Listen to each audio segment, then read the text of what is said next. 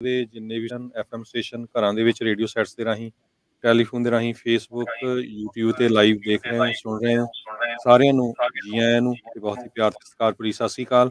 ਸਰੋਤਿਓ, ਅੱਜ ਦਸੰਬਰ ਦੀ 9 ਤਰੀਕ ਆ, ਦਿਨ ਵੀਰਵਾਰ ਆ ਤੇ ਤੁਹਾਡੇ ਲਈ ਸਵੇਰ ਦਾ ਅਪਡੇਟ ਅਮਰੀਕਾ ਪ੍ਰੋਗਰਾਮ ਲੈ ਕੇ ਹਾਜ਼ਰ ਹੋ ਰਹੇ ਆ। ਸਰੋਤਿਆਂ ਨੂੰ ਪਤਾ ਹੀ ਆ ਵੀ ਅੱਜ ਦਾ ਜਿਹੜਾ ਸਾਡਾ ਸਪੈਸ਼ਲ ਪ੍ਰੋਗਰਾਮ ਹੁੰਦਾ ਆ ਉਹ ਟਰੱਕਿੰਗ ਦੇ ਲਈ ਹੁੰਦਾ ਹੈ ਤੇ ਮੇਰੇ ਨਾਲ ਰਮਨ ਸਿੰਘ ਢਿੱਲੋਂ ਹੁਣੀ ਜੁੜੇ ਹੋਏ ਆ। ਜੀ ਆਇਆਂ ਜੀ ਰਮਨ ਜੀ। ਸਤਿ ਸ਼੍ਰੀ ਅਕਾਲ ਜੀ। ਸਤਿ ਸ਼੍ਰੀ ਅਕਾਲ ਜੀ। ਸੋ ਅੱਜ ਆਪਾਂ ਟਰੱਕਿੰਗ ਦੇ ਉੱਤੇ ਕੀ ਕੁਝ ਨਵੀਆਂ ਚੀਜ਼ਾਂ ਵਾਪਰ ਰਹੀਆਂ, ਕੀ ਨਿਊਜ਼ ਹੈਗੀ ਆ ਉਹ ਡਿਸਕਸ ਕਰਾਂਗੇ ਤੇ ਪਲੱਸ ਜੇ ਕਿਸੇ ਸਰੋਤੇ ਦੇ ਕੁਐਸਚਨ ਵੀ ਹੋਏ ਇਹ ਜ਼ਰੂਰ ਆਪਾਂ ਬੇਨਤੀ ਕਰਦੇ ਜਿੰਨੇ ਵੀ ਸਾਡੇ ਸਰੋਤੇ ਆ, ਕਾਲ ਤੁਸੀਂ ਪਹਿਲਾਂ ਹੀ ਕਰ ਲਿਆ ਕਰੋ। ਪ੍ਰੋਬਲਮ ਕੀ ਹੁੰਦੀ ਆ, ਜਦੋਂ ਸਾਡਾ ਪ੍ਰੋਗਰਾਮ ਖਤਮ ਹੋਣ ਵਾਲਾ ਹੁੰਦਾ ਉਸ ਟਾਈਮ ਤੇ ਕਾਲਸ ਬਹੁਤ ਆਉਂਦੀਆਂ। ਸੋ ਕੁਛ ਇੱਕ ਦੋ ਖਬਰਾਂ ਆਪਾਂ ਸਾਂਝੀਆਂ ਕਰਾਂਗੇ। ਇਨ ਦਾ ਮੀਨ ਟਾਈਮ ਤੁਸੀਂ ਕਾਲਸ ਕਰ ਸਕਦੇ, ਤੁਹਾਡਾ ਕੁਐਸਚਨ ਹੈਗਾ ਟਰੱਕਿੰਗ ਇੰਡਸਟਰੀ ਦੇ ਨਾਲ ਰਿਲੇਟਡ ਕੋਈ ਵੀ, ਸਾਡੇ ਕੋਲ ਐਕਸਪਰਟ ਹੈਗੇ ਰਮਨ ਸਿੰਘ ਢਿੱਲੋਂ ਹੋਣੀ, ਤੇ ਫਿਰ ਆਪਾਂ ਤੁਹਾਡੀਆਂ ਕਾਲਸ ਆਨਸਰ ਕਰਨੀਆਂ ਸ਼ੁਰੂ ਕਰ ਦੇਵਾਂਗੇ। ਤੇ ਸਟੂਡੀਓ ਦਾ ਸਾਡੇ ਦਾ ਟੈਲੀਫੋਨ ਨੰਬਰ ਹੈਗਾ 4082725200 408 272 ਤੇ 5200। ਤੇ ਰਮਨ ਜੀ ਸ਼ੁਰੂ ਕਰੀਏ ਟਰੱਕਿੰਗ ਦਾ ਫਿਰ। ਜੀ ਬਿਲਕੁਲ ਜੀ। ਜਿਹੜਾ ਇਸ ਵੇਲੇ ਹੈਗਾ ਆ ਹਰਜੋਤ ਭਾਜੀ ਕਿ ਆਪਣੀ ਇੱਕ ਜਿਹੜੀ ਮੇਨ ਚੀਜ਼ ਹੈਗੀ ਆ ਨੈਕਸਟ ਈਅਰ ਦੇ ਵਿੱਚ ਜਿਹੜੀ ਲਾਗੂ ਹੋਣ ਜਾ ਰਹੀ ਹੈ, ਦੋ ਚੀਜ਼ਾਂ ਮੇਨ ਹੈਗੀਆਂ। ਇੱਕ ਤਾਂ ਫਰਵਰੀ 7 2022 ਤੋਂ ELDT ਜਿਹੜਾ ਲਾਅ ਹੈਗਾ ਉਹ ਹਰਕਤ 'ਚ ਆ ਰਿਹਾ ਹੈਗਾ। ELDT ਜਿਹੜਾ entry level driver training program ਹੈਗਾ, ਉਹਦੇ ਤਹਿਤ ਹੁਣ ਜਿਹੜੇ ਡਰਾਈਵਰ ਹੈਗੇ ਆ ਉਹ ਟ੍ਰੇਨ ਹੋਇਆ ਕਰਨਗੇ। ਉਹਦੇ ਵਿੱਚ ਡੀਟੇਲਡ 31 ਵਿਸ਼ਿਆਂ ਦੇ ਉੱਤੇ ਜਿਹੜੀ ਥਿਊਰੀ ਦੀ ਟ੍ਰੇਨਿੰਗ ਹੈਗੀ ਆ ਉਹ ਦਿੱਤੀ ਜਾਊਗੀ, ਤੇ 19 ਵਿਸ਼ੇ ਜਿਹੜੇ ਆ ਉਹ ਬਿਹਾਈਂਡ ਦਾ ਵੀਲ ਜਿਹੜੀ ਉਹਦੇ ਤੇ ਜਿਹੜੀ ਟ੍ਰੇਨਿੰਗ ਉਹ ਵੱਖਰੇ ਵੱਖਰੇ ਵਿਸ਼ੇ ਹੈਗੇ ਆ, ਤੇ ਉਹਨਾਂ ਦੇ ਉੱਤੇ ਸਾਰਾ ਜਿਹੜਾ ਇਹ ਪ੍ਰੋਗਰਾਮ ਡਿਪੈਂਡ ਕਰਦਾ ਹੈਗਾ। ਤੇ ਇਹਦੇ ਨਾਲ ਨਾਲ ਜਿਹੜਾ ਇੱਕ ਹੋਰ ਇੰਟਰਸਟਿੰਗ ਜਿਹੜਾ ਫੈਕਟ ਹੈਗਾ ਉਹ ਇਹ ਹੈਗਾ, ਇੰਟਰਸਟਿੰਗ ਫੈਕਟ ਵੀ ਕਹਿ ਲਓ ਤੇ ਲਾਅ ਵੀ ਕਹਿ ਲਓ, ਉਹ ਇਹ ਹੈਗਾ ਕਿ ਜਿਹੜਾ TPR ਟ੍ਰੇਨਿੰਗ ਪ੍ਰੋਵਾਈਡਰ ਰਜਿਸਟਰੀ ਆ, ਜਿਹੜਾ ਟਰੱਕ ਸਕੂਲ ਹੈਗੇ ਆ ਉਹਨਾਂ ਦੀ ਜਿਹੜੀ ਰਜਿਸਟਰੀ ਆ ਉਹ ਵੀ ਨਾਲ ਦੇ ਨਾਲ ਉਸੇ ਟਾਈਮ ਤੇ ਹੋਣੀ ਆ। ਸੋ ਫਰਵਰੀ ਦੇ ਪਹਿਲੇ ਹਫ਼ਤੇ ਤੋਂ ਪਹਿਲਾਂ ਪਹਿਲਾਂ ਜਿਹੜੇ ਸਕੂਲ ਹੈਗੇ ਆ ਉਹ ਰਜਿਸਟਰ ਹੋਣੇ ਚਾਹੀਦੇ ਆ ਆਪਣੇ ਇਸ TPR ਦੇ ਵਿੱਚ, ਤਾਂ ਕਿ ਉਹ ਟ੍ਰੇਨਿੰਗ ਪ੍ਰੋਵਾਈਡ ਕਰ ਸਕਣ। ਸੋ ਦੋਨੋਂ ਹੀ ਪਾਸਿਆਂ ਦੇ ਵਿੱਚ ਜਿਹੜੇ ਟ੍ਰੇਨਿੰਗ ਲੈਣੀ ਆ ਜਿਨ੍ਹਾਂ ਨੇ ਤੇ ਟ੍ਰੇਨਿੰਗ ਦੇਣੀ ਆ ਜਿਨ੍ਹਾਂ ਨੇ, ਉਹਨਾਂ ਦੇ ਉੱਤੇ ਕਈ ਚੀਜ਼ਾਂ ਜਿਹੜੀਆਂ ਹੁਣ ਲਾਉਣਗੀਆਂ। ਜਿਹੜੀ TPR ਦੀ ਰਜਿਸਟਰੀ ਹੈਗੀ ਆ ਉਹਦੇ ਵਿੱਚ ਮਤਲਬ ਕਿ ਤੁਹਾਡਾ ਸਰਟੀਫਾਈਡ ਜਿਹੜਾ ਸਕੂਲ ਹੈਗਾ ਆ ਉਹ ਹੋਣਾ ਜ਼ਰੂਰੀ ਹੈਗਾ। ਜੇ ਤੁਸੀਂ ਫਰਵਰੀ 7 ਤੋਂ ਬਾਅਦ ਟ੍ਰੇਨਿੰਗ ਦੇਣੀ ਹੈਗੀ, ਆਪਣਾ ਸਕੂਲ ਚਲਾਉਣਾ ਹੈਗਾ, ਤੇ ਤੁਹਾਨੂੰ ਇਹਦੇ ਵਿੱਚ ਰਜਿਸਟਰ ਕਰਨਾ ਜ਼ਰੂਰੀ ਹੈਗਾ। ਸੋ ਉਹਦੇ ਵਿੱਚ ਬੜੀਆਂ ਚੀਜ਼ਾਂ ਜਿਹੜੀਆਂ ਕਹੀਆਂ ਗਈਆਂ ਹੈਗੀਆਂ ਕਿ ਜਿਹੜੇ ਤੁਹਾਡੇ ਜਿਹੜੇ ਇੰਸਟਰਕਟਰ ਹੈਗੇ ਆ ਉਹਨਾਂ ਦੇ ਲਈ ਕਾਫੀ ਸਟ੍ਰਿਕਟਨੈਸ ਕੀਤੀ ਗਈ ਹੈ ਕਿ ਉਹਨਾਂ ਨੂੰ CDL ਹੋਣਾ ਜ਼ਰੂਰੀ ਹੈ, ਉਹਨਾਂ ਦੇ ਕੋਲ ਘੱਟੋ ਘੱਟ ਉਹਨਾਂ ਨੂੰ 2 ਸਾਲ ਦਾ ਓਵਰ ਦਾ ਰੋਡ ਦਾ ਐਕਸਪੀਰੀਅੰਸ ਹੋਣਾ ਜ਼ਰੂਰੀ ਆ। ਕੁਛ ਇੱਕ ਏਰੀਆਜ਼ ਨੂੰ ਛੱਡ ਕੇ ਜਿੱਥੇ ਕਿ ਥਿਊਰੀ ਦੀਆਂ ਕਲਾਸਿਸ ਹੈਗੀਆਂ ਉੱਥੇ ਇਸ ਚੀਜ਼ ਤੋਂ ਛੋੜ ਦਿੱਤੀ ਗਈ ਆ, ਪਰ ਜੇ ਓਵਰਆਲ ਕਹੀਏ ਤੇ ਉਹਦੇ ਵਿੱਚ ਕਾਫੀ ਜਿਹੜੀ ਆ ਰਿਸਟ੍ਰਿਕਸ਼ਨਸ ਜਿਹੜੀਆਂ ਉਹ ਕੀਤੀਆਂ। ਪਲੱਸ ਉਹਦੇ ਨਾਲ ਦੇ ਨਾਲ ਜਿਹੜਾ ਡਰਾਈਵਰ ਹੈਗਾ ਉਹਦਾ ਵੀ ਜਿਹੜਾ ਕੋਈ ਸੈੱਟ ਆਵਰਸ ਦੇਣੇ ਚਾਹੀਦੇ ਸੀ ਕਿ ਇੰਨੇ ਘੱਟੋ ਘੱਟ ਆਵਰਸ ਜਿਹੜੇ ਆ ਉਹ ਥਿਊਰੀ ਚਾਹੀਦੇ ਆ, ਇੰਨੇ ਘੱਟੋ ਘੱਟ ਆਵਰਸ ਜਿਹੜੇ ਬਿਹਾਈਂਡ ਦਾ ਵੀਲ ਚਾਹੀਦੇ ਆ। ਸੋ 3 ਸੈਕਸ਼ਨਾਂ ਦੇ ਵਿੱਚ ਵੰਡਿਆ ਗਿਆ, ਜਿਹਨੂੰ ਕਿ ਉਹਦੇ ਵਿੱਚ ਹੈਗਾ ਕਿ ਜਿਹੜਾ ਥਿਊਰੀ ਵਾਲਾ ਸੈਕਸ਼ਨ ਹੈਗਾ ਤੇ ਬਿਹਾਈਂਡ ਦਾ ਵੀਲ ਵਿਦਨ ਦਾ ਯਾਰਡ ਜਿਹੜਾ ਬਿਹਾਈਂਡ ਦਾ ਵੀਲ ਓਵਰ ਦਾ ਰੋਡ ਆ। ਸੋ 3 ਸੈਕਸ਼ਨਾਂ ਦੇ ਵਿੱਚ ਵੰਡਿਆ ਗਿਆ। ਸੋ ਇਹ ਜਿਹੜੀ ਚੀਜ਼ ਆ ਇਹ ਲਾਗੂ ਹੋਣ ਜਾ ਰਹੀ ਆ ਹੁਣ। ਸੋ ਇਹਦੇ ਨਾਲ ਕਹਿ ਲਓ ਕਿ ਕਾਫੀ ਜਿਹੜੇ ਸਕੂਲਸ ਹੈਗੇ ਆ ਖਾਸ ਕਰਕੇ ਉਹਨਾਂ ਨੂੰ ਕਾਫੀ ਜਿਹੜਾ ਉਹਦੇ ਵਿੱਚ ਮੁਸ਼ੱਕਤ ਕਰਨੀ ਪੈ ਸਕਦੀ ਹੈ ਕਿ ਕਾਫੀ ਡੀਟੇਲ ਦੇ ਵਿੱਚ ਜਿਹੜਾ ਅੱਗੇ ਆਪਾਂ ਕਹਿੰਦੇ ਆ ਨਾ ਕਿ 5-7 ਦਿਨਾਂ ਦੇ ਵਿੱਚ 10 ਦਿਨਾਂ ਦੇ ਵਿੱਚ ਲਾਇਸੈਂਸ ਹੋ ਜਾਂਦਾ ਹੈ, ਉਹ ਸ਼ਾਇਦ ਹੁਣ ਮੁਮਕਿਨ ਨਹੀਂ ਹੋ ਪਾਊਗਾ, ਕਿਉਂਕਿ ਜਿਹੜਾ TPR ਦੇ ਵਿੱਚ ਰਜਿਸਟਰ ਹੋਊਗਾ ਤੇ ਉਹ ਟ੍ਰੇਨਿੰਗ ਦੇਊਗਾ, ਉਹਦਾ TPR ਦਾ ਇੱਕ ਸਪੈਸੀਫਿਕ ਤੁਹਾਨੂੰ ID ਨੰਬਰ ਮਿਲਣਾ ਹੈ ਜਿਹੜਾ ਤੁਹਾਡੇ ਉਸ ਟ੍ਰੇਨਿੰਗ ਜਿਹਨੂੰ ਤੁਸੀਂ ਟ੍ਰੇਨਿੰਗ ਦਿੱਤੀ ਉਹਦੇ ਨਾਲ ਨਾਲ ਟਰੈਵਲ ਕਰਨਾ ਆ ਜਿੱਥੇ ਵੀ ਉਹ ਜਾਊਗਾ। ਕੱਲ ਨੂੰ ਉਹ ਕੋਈ ਗਲਤੀ ਕਰਦਾ ਹੈ ਤੇ ਉਹ ਲਿੰਕ ਬੈਕ ਟੂ ਉਹਦੇ ਨਾਲ ਹੋ ਸਕਦਾ ਕਿ ਇੰਸਟਰਕਟਰ ਕੌਣ ਸੀ, ਟ੍ਰੇਨਰ ਕੌਣ ਸੀ, ਕੀ ਹੋਇਆ ਕਿੱਦਾਂ ਹੋਇਆ। ਉਹ ਸਾਰੀਆਂ ਚੀਜ਼ਾਂ ਜਿਹੜੀਆਂ ਉਹ ਬੈਕ ਆ ਸਕਦੀਆਂ। ਸੋ ਕਾਫੀ ਫਰਕ ਪੈਣ ਦੀ ਆਸ ਹੈਗੀ ਆ। ਬਾਕੀ ਖਾਲਸਾ ਜੀ ਜਦੋਂ ਇੱਕ ਪੂਰੀ ਵਜੇ ਆਊਗਾ ਉਹ ਪਤਾ ਲੱਗਣਾ ਜੀ। ਅਗਲੀ ਖਬਰ ਆਪਾਂ ਐਮਾਜ਼ੋਨ ਦੇ ਸੰਬੰਧ ਦੇ ਵਿੱਚ ਡਿਸਕਸ ਕਰਦੇ ਹਾਂ ਵੀ ਐਮਾਜ਼ੋਨ ਕੰਪਨੀ ਜਿਹੜੀ ਆ ਉਹ ਡਾਇਰੈਕਟਲੀ ਬਿਗ ਰਿਗ ਕੰਟਰੈਕਟਰਸ ਨੂੰ ਇੱਕ ਪਾਰਟਨਰਸ਼ਿਪ ਜਿਹੜੀ ਆ ਐਮਾਜ਼ੋਨ ਫਰੇਟ ਪਾਰਟਨਰਸ਼ਿਪ ਇਹਦੇ ਅੰਡਰ ਕਹਿੰਦੇ ਵੀ 80,000 ਦੇ ਕਰੀਬ ਡਰਾਈਵਰਸ ਹਾਇਰ ਕਰਨ ਜਾ ਰਹੀ ਹੈ। ਜੀ ਬਿਲਕੁਲ, ਜਿਹੜੀ ਐਮਾਜ਼ੋਨ ਹੈਗੀ ਆ ਉਹਦੇ ਵਿੱਚ ਕਾਫੀ ਦੇਰ ਤੋਂ ਕਿਆਸਾਂ ਰਹੀਆਂ ਸੀਗੀਆਂ, ਕਿਉਂਕਿ ਉਹਨਾਂ ਨੇ ਕਾਫੀ ਡੇ ਕੈਬ ਟਰੱਕਸ ਜਿਹੜੇ ਆ ਲੈ ਕੇ ਰੱਖੇ ਸੀਗੇ, ਔਰ ਕਾਫੀ ਡੇ ਕੈਬ ਟਰੱਕਸ ਉਹਨਾਂ ਦੇ ਯਾਰਡਸ ਦੇ ਵਿੱਚ ਖੜੇ ਪਾਏ ਜਾਂਦੇ ਸੀਗੇ। ਸੋ ਇਹ ਜਿਹੜੀ ਚੀਜ਼ ਆ ਇਹ ਡੈਫੀਨੇਟਲੀ, ਕਿਉਂਕਿ ਐਮਾਜ਼ੋਨ ਇੱਕ ਜਿੱਦਾਂ ਕਿ ਆਪਾਂ ਸਾਰੇ ਜਾਣਦੇ ਹਾਂ, ਇੱਕ ਬਹੁਤ ਵੱਡਾ ਜਿਹੜਾ ਪਲੇਅਰ ਬਣ ਕੇ ਉੱਭਰ ਰਿਹਾ ਹੈਗਾ ਲੌਜਿਸਟਿਕਸ ਦੇ ਵਿੱਚ। ਹੁਣ ਤਾਂ ਸੁਣਨ 'ਚ ਇਹ ਵੀ ਆ ਰਿਹਾ ਹੈਗਾ ਅਰਜੋਤ ਭਾਜੀ ਕਿ ਇਹ ਮੈਜੋਰਟੀ ਜਿਹੜਾ ਹੈਗਾ ਇਹਦਾ ਫੋਕਸ ਹੈਗਾ ਲੌਜਿਸਟਿਕ ਸਾਈਡ ਦੇ ਉੱਤੇ, ਨਾ ਕਿ ਸੇਲਸ ਦੇ ਉੱਤੇ, ਜਿਹੜਾ ਕਿ ਮੇਨ ਇਹਨਾਂ ਦਾ ਹੈਗਾ, ਪਰ ਇਹਨਾਂ ਦਾ ਮੇਨ ਜਿਹੜਾ ਹੈਗਾ ਉਹ ਲੌਜਿਸਟਿਕ ਦੇ ਉੱਤੇ ਹੈਗਾ। ਸੋ ਡੈਫੀਨੇਟਲੀ ਕਿਉਂਕਿ ਜਿਹੜੀਆਂ ਕੰਪਨੀਜ਼ ਅਰਜੋਤ ਭਾਜੀ ਡਰਾਈਵਰਸ ਹਾਇਰ ਕਰਕੇ ਰਿਟੇਨ ਨਹੀਂ ਕਰ ਪਾ ਰਹੀਆਂ ਨਾ, ਉਹ ਇਸ਼ੂ ਸਾਰਿਆਂ ਨਾਲੋਂ ਵੱਡਾ ਉਹਨਾਂ ਦਾ ਇਸ ਵੇਲੇ। ਕੁੱਲ ਕਹਿੰਦੇ ਵੀ $18 ਤੋਂ ਲੈ ਕੇ $27 ਪਰ ਆਵਰ ਦੇ ਹਿਸਾਬ ਨਾਲ ਬੈਨੀਫਿਟ ਹੋਊਗੀ। ਸੋ ਐਮਾਜ਼ੋਨ ਤੋਂ ਐਮਾਜ਼ੋਨ ਦੇ ਲਈ ਉਹ ਕਰਨ ਜਾ ਰਹੇ ਆ, ਉਹਦੇ ਵਿੱਚ ਬੈਨੀਫਿਟਸ ਵਗੈਰਾ ਵੀ, ਤੇ ਹੋਰ ਹਾਇਰਿੰਗ ਜਿਹੜਾ ਬੋਨਸ ਆ ਉਹ ਵੀ ਕਾਫੀ ਜਿਹੜਾ ਦਿੱਤਾ ਜਾਊਗਾ। ਨੈਟ ਸੇਲਸ ਐਮਾਜ਼ੋਨ ਦੀਆਂ ਫੋਰਥ ਕੁਆਰਟਰ ਦੀਆਂ 130 ਬਿਲੀਅਨ ਤੋਂ ਲੈ ਕੇ $140 ਬਿਲੀਅਨ ਆ।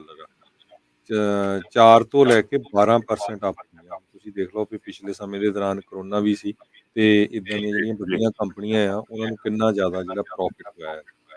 ਜੀ, ਤੇ ਹਰਜੋਤ ਭਾਜੀ ਜਿਹੜਾ ਪੈਨਸਿਲਵੇਨੀਆ ਦੇ ਵਿੱਚ ਇੱਕ ਹੋਰ ਬੰਦਾ ਜਿਹੜਾ CDL ਟੈਸਟਿੰਗ ਸਕੀਮ ਦੇ ਅੰਡਰ ਚਾਰਜ ਹੋਇਆ ਹੈਗਾ, ਸੋ ਇਹ ਪਤਾ ਵੀ ਜਿਹੜਾ ਆ ਇਹ ਉਹ ਵੀ ਪ੍ਰੋਬਲਮ ਸੀਗੀ ਕਿ ਜਿਹੜੀ ਸਕੂਲਾਂ ਦੇ ਵਿੱਚ ਜੋ ਹੋ ਰਿਹਾ ਇਸ ਵੇਲੇ ਜੋ ਕੀਤਾ ਜਾ ਰਿਹਾ, ਉਸੇ ਚੀਜ਼ ਨੂੰ ਦੇਖਦੇ ਹੋਏ ਇਹ ਵੀ ਜਿਹੜਾ ਇਸ ਵੇਲੇ ਪ੍ਰੋਬਲਮ ਆਈ ਵੀ ਹੈ ਕਿ ਜਿਹੜੀ ਇਹ ਸਕੂਲਾਂ ਦੇ ਵਿੱਚ ਜਿਹੜੀਆਂ ਤੁਹਾਡੀਆਂ ਸਕੀਮਸ ਹੈਗੀਆਂ ਇਹਨਾਂ ਦੇ ਉੱਤੇ ਜਿਹੜੇ ਲੋਕੀ ਚਾਰਜ ਹੋਣੇ ਜਿਹੜੇ ਸ਼ੁਰੂ ਹੋ ਗਿਆ ਹੁੰਦੇ ਆਏ ਆ, ਪਰ ਕਾਫੀ ਦੁਨੀਆ ਹੈਗੀ ਹੈ ਜਿਹੜੀ ਕੀ ਅਜੇ still does the same thing. ਹੁਣ ਤਾਂ ਹੋਮ ਪੁਲਿਸ ਕਹਿ ਰਹੇ ਆ ਵੀ ਜੇ ਕੈਲੀਫੋਰਨੀਆ 'ਚ ਤੁਹਾਨੂੰ ਲਾਇਸੈਂਸ ਸਮੇਂ ਸਿਰ ਨਹੀਂ ਮਿਲ ਰਿਹਾ ਤਾਂ ਉੱਥੇ $800 ਦਾ ਕਹਿੰਦੇ ਯੂਟਾ ਤੋਂ ਜਾ ਕੇ ਲਿਆਓ। ਹੁਣ ਆਮ ਹੀ ਆ, ਕਈ ਕਾਰ ਭਰ ਕੇ ਚਲ ਜਾਂਦੇ ਆ ਤੇ ਕਹਿੰਦੇ ਵੀ ਅਗਲੇ ਦਿਨ ਦੂਜੇ ਤੀਜੇ ਦਿਨ ਜਾ ਕੇ ਲਾਇਸੈਂਸ ਲੈ ਕੇ ਆ ਜਾਂਦੇ ਆ। ਸੋ ਅਲਟੀਮੇਟਲੀ ਇਹ ਜਿਹੜੀ ਆ ਕਿਤੇ ਨਾ ਕਿਤੇ ਤਾਂ ਇਹ ਪ੍ਰੋਬਲਮ ਸੈੱਟ ਹੋਣਾ ਹੀ ਹੈਗਾ। ਜੀ ਜੀ ਜੀ ਤੇ ਸਾਡੇ ਜੀ ਜੀ ਹਾਂਜੀ ਜੀ ਗੋ ਹੈਡ, ਤੁਸੀਂ ਕੁਝ ਕਹਿਣ ਚੱਲੇ ਸੀ? ਨਹੀਂ ਆਪਣੇ ਨਾਲ ਕਾਲਰ ਹੈਗੇ। ਹਾਂਜੀ, ਜਾਂ ਸਾਡੇ ਨਾਲ ਕਾਲਰ ਆ ਜੋਤ ਸਿੰਘ ਹੋਣੀ। ਹਾਂਜੀ, ਸਤਿ ਸ਼੍ਰੀ ਅਕਾਲ ਭਾਜੀ ਤੁਹਾਨੂੰ। ਸਤਿ ਸ਼੍ਰੀ ਅਕਾਲ ਜੀ। ਸਤਿ ਸ਼੍ਰੀ ਅਕਾਲ ਜੀ। ਹਾਂਜੀ, ਰਮਨ ਵੀਰ ਜੀ, ਮੈਂ ਤੁਹਾਡੇ ਤੋਂ ਸਵਾਲ ਪੁੱਛਣਾ ਕਿ ਪਿਛਲੇ ਵੀਕ ਤੁਸੀਂ ਦੱਸਿਆ ਸੀ ਐਗਜ਼ੈਂਪਟ ਤੇ ਜਾਂ ਐਗਜ਼ੈਂਪਸ਼ਨ, ਜਿਹੜੇ ਲੋਡਾਂ ਦੇ ਵਿੱਚ ਐਗਜ਼ੈਂਪਟ ਹੁੰਦਾ, ਜਿਹੜਾ ਲੋਡਾਂ ਦੇ ਵਿੱਚ, ਇੱਕ ਤਾਂ ਮੈਨੂੰ ਉਹਦੇ ਬਾਰੇ ਸਮਝਣਾ ਚਾਹੁੰਦਾ ਕਿ ਉਹ ਕੀ ਚੀਜ਼ ਹੈ ਐਗਜ਼ੈਂਪਟ ਜਿਹੜਾ ਕਰਦੇ ਤੁਸੀਂ ਉੱਤੇ ਗੱਲ ਕਰਦੇ ਸੀ ਵੀ ਰਾਹ 'ਚ ਕੀ ਬਿੱਲਾਂ ਦੇ ਉੱਤੇ ਹੋਣਾ ਚਾਹੀਦਾ ਤੇ ਲੋਡ ਦੇ ਵਿੱਚ ਕੀ ਹੋਣਾ ਚਾਹੀਦਾ ਜੀ। ਇੱਕ ਮੈਂ ਤੁਹਾਡਾ ਕੰਟੈਕਟ ਚਾਹੀਦਾ ਮੈਨੂੰ ਤੁਹਾਡਾ ਮੈਂਬਰ ਬਣਨ ਵਾਸਤੇ ਪਲੀਜ਼। ਜੀ ਬਿਲਕੁਲ ਜੀ, ਦੇ ਦਿੰਦੇ ਆ ਤੁਹਾਨੂੰ। ਤੇ ਦੂਸਰਾ ਜਿਹੜਾ ਹੈਗਾ ਆਪਣਾ ਜਿਹੜਾ ਇਹ ਤੁਹਾਡਾ ਹੈਗਾ ਐਗਜ਼ੈਂਪਸ਼ਨ ਦੀ ਗੱਲ ਜੇ ਆਪਾਂ ਕਰੀਏ ਤਾਂ ਐਗਜ਼ੈਂਪਸ਼ਨ ਦੀ ਗੱਲ ਹੈਗੀ ਆ ਕਿ ਜੋ ਭਾਈ ਮੇਰੇ ਖਿਆਲ ਆਵਾਜ਼ ਪਿੱਛੇ ਬੈਕਗਰਾਊਂਡ 'ਚ ਆ ਰਹੀ ਹੈ।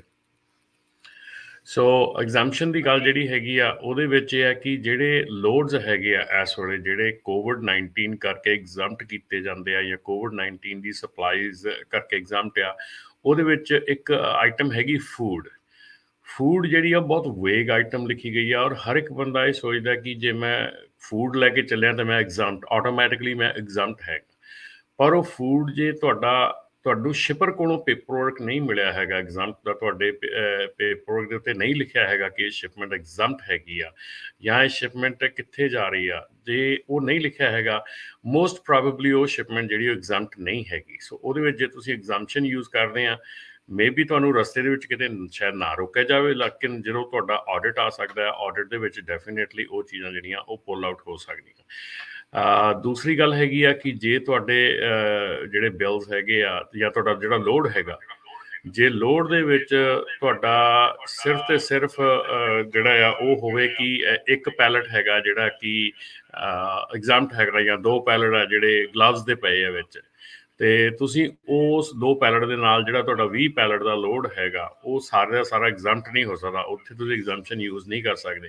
ਸੋ ਕਾਫੀ ਜਾਣਿਆਂ ਨੂੰ ਇਹ ਇਸ਼ੂ ਹੈਗਾ ਆ ਕਿ ਇੱਕ ਸਿਰਫ ਫੂਡ ਦਾ ਪੜ੍ਹ ਕੇ, ਤੇ ਖਾਸ ਕਰਕੇ ਜਿਹੜੇ ਆਪਣੇ ਜਿਹੜੇ WhatsApp ਗਰੁੱਪ ਹੈਗੇ ਆ ਉਹਨਾਂ ਦੇ ਵਿੱਚ ਬਹੁਤ ਜਲਦੀ ਅਨਾਊਂਸਮੈਂਟ ਕਰ ਦਿੱਤੀ ਜਾਂਦੀ ਆ ਕਿ ਉਹ ਲਓ ਜੀ ਐਗਜ਼ੈਂਪਸ਼ਨ ਹੋ ਗਈ, ਕੋਈ ਨਹੀਂ, ਖੁੱਲੇ ਚਲਾਓ, ਖੁੱਲੇ ਖਾਓ। ਸੋ ਪਰ ਉਹ ਨਹੀਂ ਹੈਗਾ। ਸੋ ਬਿਲਕੁਲ ਕੇਅਰਫੁਲੀ ਤੁਸੀਂ ਇਸ ਚੀਜ਼ ਨੂੰ ਯੂਜ਼ ਕਰੋ। ਔਰ ਬਿਲਕੁਲ ਆਪਣਾ ਹਰਜੋਤ ਭਾਜੀ ਇਸ ਵੇਲੇ ਜਿਹੜੀ ਇਸ਼ੂ ਹੈਗਾ, ਇਸ ਵੇਲੇ ਜਿਹੜੀ ਪ੍ਰੋਬਲਮ ਹੈਗੀ ਆ ਉਹ ਇਹੋ ਹੀ ਆ ਕਿ ਹਰੇਕ ਇਨਸਾਨ ਜਿਹੜਾ ਆ ਉਹ ਇੰਨੀ ਕੁ ਕਾਹਲੀ ਕਰ ਰਿਹਾ ਹੈਗਾ ਹਰ ਚੀਜ਼ ਵਾਸਤੇ। ਮਤਲਬ ਕਿ ਸਾਡੀ ਇੰਡਸਟਰੀ ਦੇ ਵਿੱਚ ਇੰਨੀ ਕੁ ਕਾਹਲੀ ਪੈ ਗਈ ਹੈ ਕਿ ਜਿੱਦਾਂ ਇਸ ਤਰ੍ਹਾਂ ਲੱਗ ਰਿਹਾ ਕਿ ਜਿੱਦਾਂ ਮੁੜ ਕੇ ਸ਼ਾਇਦ ਕਿਤੇ ਅਗਲੇ ਸਾਲ ਦੇ ਵਿੱਚ ਕੁਝ ਕੰਮ ਹੀ ਨਹੀਂ ਹੋਣਾ ਜਾਂ ਇਹ ਸਾਰਾ ਕੁਝ ਬੰਦ ਹੋ ਜਾਣਾ ਮੁੜ ਕੇ।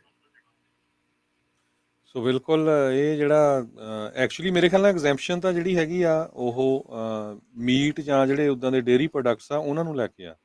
ਨਹੀਂ ਭਾਜੀ, ਉਹ ਇਸ ਤਰ੍ਹਾਂ ਨਹੀਂ ਹੈਗਾ ਕੁਝ ਵੀ। ਜਿਹੜਾ ਜੇ ਤੁਸੀਂ ਜਾਂਦੇ ਆ ਆਪਣੇ DC ਦੇ ਵਿੱਚ ਜਾਂਦੇ ਆ, ਜਿਹੜਾ ਡਿਸਟ੍ਰੀਬਿਊਸ਼ਨ ਸੈਂਟਰ ਹੈਗਾ, ਸੋ ਡਿਸਟ੍ਰੀਬਿਊਸ਼ਨ ਸੈਂਟਰ ਦੇ ਵਿੱਚ ਜੇ ਜਾਂਦੇ ਆ ਤਾਂ ਮੋਸਟ ਪ੍ਰੋਬੇਬਲੀ ਤੁਹਾਡਾ ਲੋਡ ਚਾਹੇ ਕੁਝ ਵੀ ਆ ਉਹ ਐਗਜ਼ੈਂਪਟ ਨਹੀਂ ਹੈਗਾ, ਠੀਕ ਹੈ ਨਾ। ਅਨਲੈਸ ਅੰਟਲ ਤੁਸੀਂ ਡਾਇਰੈਕਟ ਸਟੋਰ ਤੇ ਡਿਲੀਵਰੀ ਲੈ ਕੇ ਚੱਲੇ, ਸਟੋਰ ਦੀਆਂ ਸ਼ੈਲਫ ਖਾਲੀ ਆ ਔਰ ਸਟੋਰ ਤੇ ਸਿੱਧੀ ਡਿਲੀਵਰੀ ਤੁਹਾਡੀ ਜਾ ਰਹੀ ਹੈਗੀ ਆ, ਦੈਟ ਇਜ਼ ਪੋਸੀਬਿਲਿਟੀ ਕਿ ਉਹ ਜਿਹੜਾ ਲੋਡ ਹੈਗਾ ਉਹ ਐਗਜ਼ੈਂਪਟ ਹੋ ਸਕਦਾ। ਪਰ ਉੱਤੇ ਵੀ ਮੈਂ ਕਹੂੰਗਾ ਕਿ ਮੇਕ ਸ਼ੋਰ ਕਰਨਾ ਕਿ ਜੇ ਤੁਹਾਡੇ ਪੇਪਰ ਤੇ ਲਿਖਿਆ ਆ ਕਿ ਐਗਜ਼ੈਂਪਟ ਹੈਗਾ ਆ। ਸੋ ਇਹ ਰਿਸਟ੍ਰਿਕਸ਼ਨਸ ਹੈਗੀਆਂ ਆ, ਅਸੀਂ ਲਾਈਟਲੀ ਲੈ ਰਹੇ ਹਾਂ। ਔਰ ਮੇਰੇ ਖਿਆਲ ਪਿਛਲੇ ਸਾਲ ਦੇ ਵਿੱਚ ਤਾਂ ਬਹੁਤ ਜਿਹੜਾ ਈਵਨ DOT ਵੀ ਬਹੁਤ ਲੀਨੀਅੰਟ ਰਹੀ ਹੈਗੀ ਆ, ਤੇ ਗਵਰਨਮੈਂਟ ਨੇ ਵੀ ਬਿਲਕੁਲ ਜਿਹੜਾ ਇਹ ਢਿੱਲ ਦਿੱਤੀ ਹੋਈ ਆ। ਪਰ ਇਸ ਢਿੱਲ ਦੇ ਚੱਲਦੇ ਹੋਏ ਮੇਰੇ ਖਿਆਲ ਦੇ ਵਿੱਚ ਹਰਜੋਤ ਭਾਜੀ ਅੱਜ ਦੀ ਤਰੀਕ ਦੇ ਵਿੱਚ ਡਬਲ ਟਰੱਕ ਚਲਾਏ ਜਾ ਰਹੇ, ਦੋ ਮਤਲਬ ਕਿ ਸ਼ਿਫਟਾਂ ਜਿਹੜੀਆਂ ਲਗਾਤਾਰ ਕੀਤੀਆਂ ਜਾ ਰਹੀਆਂ, which is obviously at the end of the day wrong। ਜੀ ਜੀ, ਸੋ ਬਿਲਕੁਲ, ਕਿਉਂਕਿ ਸਪਲਾਈ ਚੇਨ ਕਰਕੇ ਹੁਣ ਜਿਹੜੀਆਂ ਅਥਾਰਟੀਜ਼ ਸੀਗੀਆਂ ਉਹ ਵੀ ਬਾਹਲਾ ਨਹੀਂ ਸਟ੍ਰਿਕਟ ਸੀਗੀਆਂ, ਪਰ ਇਹ ਬਾਹਲਾ ਲੰਮਾ ਸਮਾਂ ਨਹੀਂ ਚੱਲਣਾ। ਪਰ ਤੁਸੀਂ ਦੇਖੋ ਨਾ ਫਿਰ ਐਕਸੀਡੈਂਟ ਕਿੰਨੇ ਹੁੰਦੇ ਆ, ਉਹ ਆਪਾਂ ਦੇਖਦੇ ਹੀ ਆ, ਹੈ ਨਾ। ਤੇ ਐਕਸੀਡੈਂਟ ਦਾ ਤਾਂ ਦੇਖੋ ਜੀ ਫਿਰ ਆਬਵੀਅਸਲੀ ਹੁਣ ਇੱਕ ਮੌਸਮ ਉੱਦਾਂ ਨਾਲ ਚੱਲ ਰਿਹਾ ਹੈਗਾ। ਮੈਂ ਅੱਜ ਦੀ ਵੀ ਜੇ ਗੱਲ ਕਰਾਂ, ਇੱਥੇ ਫ੍ਰੇਜ਼ਨੋ ਦੇ ਵਿੱਚ ਸਾਡੇ ਵੱਡਾ ਜਿਹੜਾ ਸੈਮਾਈ ਹੈਗਾ ਉਹ ਮਿਡਲ ਜਿਹੜੀ ਫਾਸਟ ਲੇਨ ਆ ਉਹਦੇ ਵਿੱਚ ਪਲਟਿਆ ਹੋਇਆ, ਸਾਈਡ ਤੇ ਗਿਰਿਆ ਹੋਇਆ ਮੀਡੀਅਨ ਦੇ ਵਿੱਚ, ਤੇ 2-3 ਕਾਰਾਂ ਦੇ ਉੱਤੇ ਚੜ੍ਹ ਗਿਆ ਹੈਗਾ ਉਹ। ਤੇ ਫਿਰ ਵੀ ਜਿਹੜੀ ਆਪਣੀ ਗੱਲ ਹੈਗੀ ਹੈ ਕਿ ਆਪਣੇ ਜਿਹੜੇ ਲੋਕੀ ਹੈਗੇ ਆ ਉਹ ਇਸ ਚੀਜ਼ ਨੂੰ ਲੱਗਦਾ ਕਿ ਕੋਈ ਸਮਝਦਾਰੀ ਨਹੀਂ ਵਰਤਦਾ ਕਿ ਤੁਸੀਂ ਜਿਹੜੇ ਕੈਲੀਫੋਰਨੀਆ ਦੇ ਵਿੱਚ ਖਾਸ ਕਰਕੇ ਜਿਹੜੀ ਫਾਸਟ ਲੇਨ ਹੈਗੀ ਆ ਉਹ ਟਰੱਕ ਦੇ ਯੂਸੇਜ ਲਈ ਨਹੀਂ ਹੈਗੀ। ਤੁਸੀਂ ਸਲੋ ਲੇਨ ਜਾਂ ਮਿਡਲ ਲੇਨ 'ਚ ਜਾ ਸਕਦੇ ਆ। ਜੇ 2 ਲੇਨ ਹੈਗਾ ਤਾਂ ਸਿਰਫ ਪਾਸਿੰਗ ਦੇ ਲਈ ਤੁਸੀਂ ਫਾਸਟ ਲੇਨ 'ਚ ਜਾ ਸਕਦੇ ਆ, ਤੁਹਾਨੂੰ ਵਾਪਸ ਆਉਣਾ ਪੈਂਦਾ। ਸੋ ਫਾਸਟ ਲੇਨ ਦੇ ਵਿੱਚ ਇੰਨੀ ਫਾਸਟ ਟਰੱਕ ਚਲਾਉਣਾ, ਉੱਤੋਂ ਬਾਰਿਸ਼ ਪੈਂਦੀ ਆ, ਤੇ ਜਿਹੜੇ ਸਿੱਟੇ ਆ ਉਹ ਡੈਫੀਨੇਟਲੀ ਪ੍ਰੋਬਲਮੈਟਿਕ ਹੋ ਸਕਦੇ ਆ। ਵੀ 99 ਤੇ ਇੱਧਰ ਫ੍ਰਿਜ਼ਨੋ ਵਾਲੇ ਏਰੀਆ ਦੇ ਵਿੱਚ ਤਾਂ ਜਿਹੜੀ ਧੁੰਦ ਆ ਉਹ ਵੀ ਬਹੁਤ ਵੱਡਾ ਕਾਰਨ ਐਕਸੀਡੈਂਟਸ ਦਾ ਹੈਗਾ ਪਿਛਲੇ ਦਿਨਾਂ ਦੇ ਵਿੱਚ। ਬਿਲਕੁਲ ਜੀ, ਧੁੰਦ ਦਾ ਤਾਂ ਇਸ ਵੇਲੇ ਜਦੋਂ ਤੁਸੀਂ ਕਹਿ ਲਓ ਵੀ ਬਹੁਤ ਪ੍ਰਕੋਪ ਰਹਿੰਦਾ ਹੈਗਾ। ਅੱਜ ਦਾ ਚਲੋ ਬਾਰਿਸ਼ ਪੈ ਰਹੀ ਹੈਗੀ, ਧੁੰਦ ਨਹੀਂ ਹੈਗੀ ਇੰਨੀ, ਪਰ ਜਦੋਂ ਧੁੰਦ ਦਾ ਮੌਸਮ ਆ ਜਾ ਹੁੰਦਾ ਹੈ, ਜਿੱਦਾਂ ਜਿਹੜੇ ਦਿਨ ਧੁੰਦ ਪੈਂਦੀ ਆ ਉਹ ਬਹੁਤ ਬੁਰਾ ਹਾਲ ਕਰਦੀ ਆ ਜੀ। ਤੇ ਅਗਲੀ ਆਪਾਂ ਇੱਕ ਵਾਰੀ ਫੇਰ ਸਰੋਤਿਆਂ ਨੂੰ ਦੱਸਦੀ ਜਾਈਏ, ਸਾਡਾ ਟੈਲੀਫੋਨ ਨੰਬਰ ਹੈਗਾ 408 272 408 272 5200। ਤੇ ਜੇ ਤੁਹਾਡਾ ਕੋਈ ਵੀ ਕੁਐਸਚਨ ਆ ਟਰੱਕਿੰਗ ਇੰਡਸਟਰੀ ਦੇ ਨਾਲ ਤੇ ਤੁਸੀਂ ਕਾਲ ਕਰ ਸਕਦੇ ਹੋ।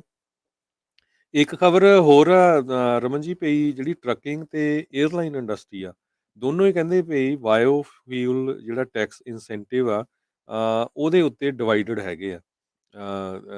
ਜਿਹੜਾ ਪ੍ਰੈਜ਼ੀਡੈਂਟ ਜੋ ਬਾਈਡਨ ਉਹਨਾਂ ਦਾ ਨਵਾਂ ਬਿਲਡ ਬੈਕ ਬੈਟਰ ਬਿੱਲ ਜਿਹੜਾ ਹੈਗਾ ਉਹਦੇ ਵਿੱਚ ਇਸ ਚੀਜ਼ ਨੂੰ ਜਿਹੜਾ ਆ ਇਨਕਲੂਡ ਕੀਤਾ ਗਿਆ ਹੈਗਾ ਆ। ਇਹ ਜਿਹੜਾ ਸੋਇਆਬੀਨ ਆਇਲ ਤੇ ਹੋਰ ਫਾਰਮਰ ਜਿਹੜੀਆਂ ਕਮੋਡਿਟੀਜ਼ ਆ ਉਹਨਾਂ ਦੇ ਉੱਤੋਂ ਜਿਹੜਾ ਬਣਦਾ ਆ। ਸੋ ਉਹਦੇ 'ਚ ਟਰੱਕਿੰਗ ਦਾ ਕੀ ਚੱਕਰ ਹੈਗਾ?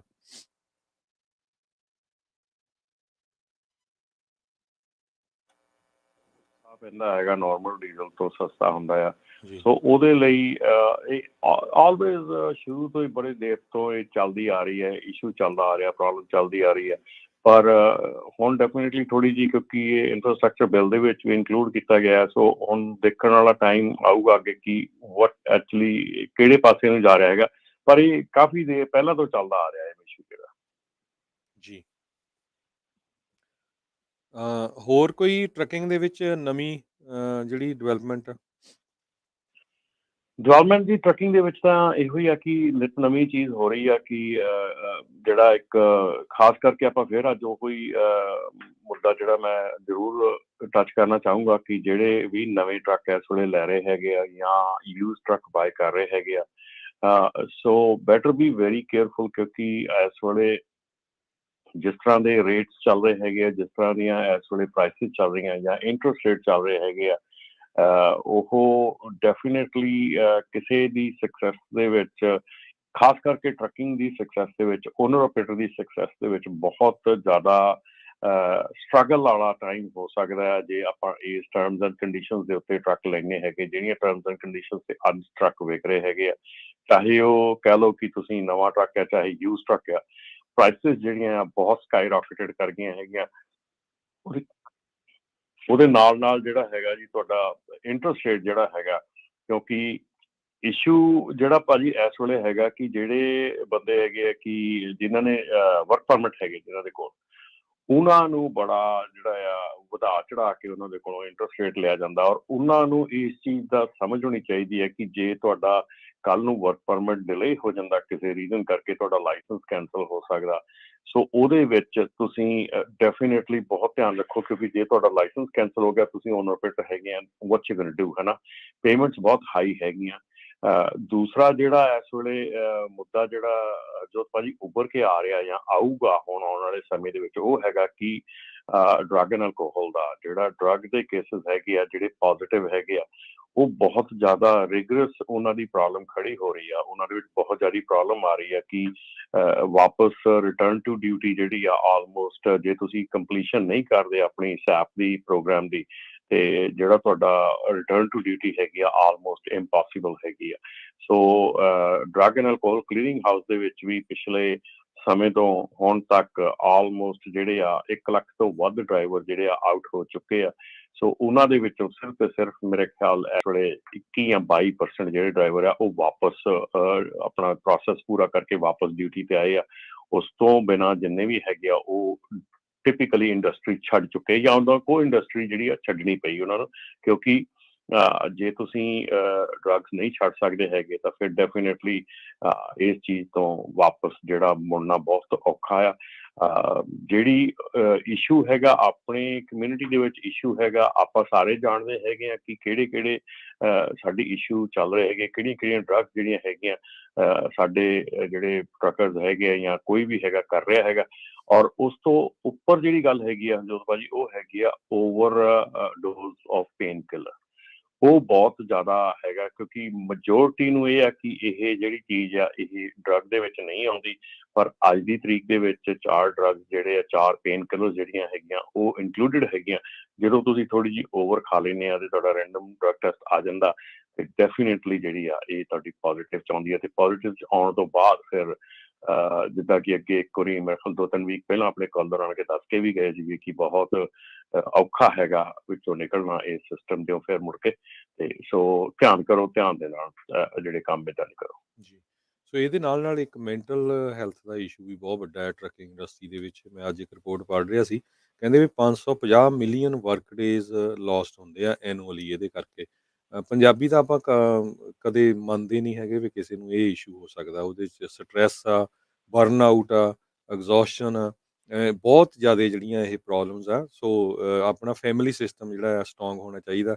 ਜਦੋਂ ਵੀ ਕੋਈ ਬੰਦਾ ਘਰ ਆਉਂਦਾ ਫਿਰ ਘਰ ਲੜਾਈ ਝਗੜਾ ਨਹੀਂ ਹੋਣਾ ਚਾਹੀਦਾ। ਅਤੇ ਜੇ ਤੁਹਾਨੂੰ ਲੱਗਦਾ ਆ ਵੀ ਕਿਸੇ ਤਰ੍ਹਾਂ ਦੀ ਕੋਈ ਹੈਲਥ ਇਸ਼ੂ ਆ, ਤਾਂ ਡਾਕਟਰ ਨੂੰ ਜ਼ਰੂਰ ਕੰਟੈਕਟ ਕਰਨਾ ਚਾਹੀਦਾ। ਵੀ ਕੰਮ ਤਾਂ ਸਾਰੀ ਉਮਰ ਕਰੀ ਜਾਣਾ ਜੀ।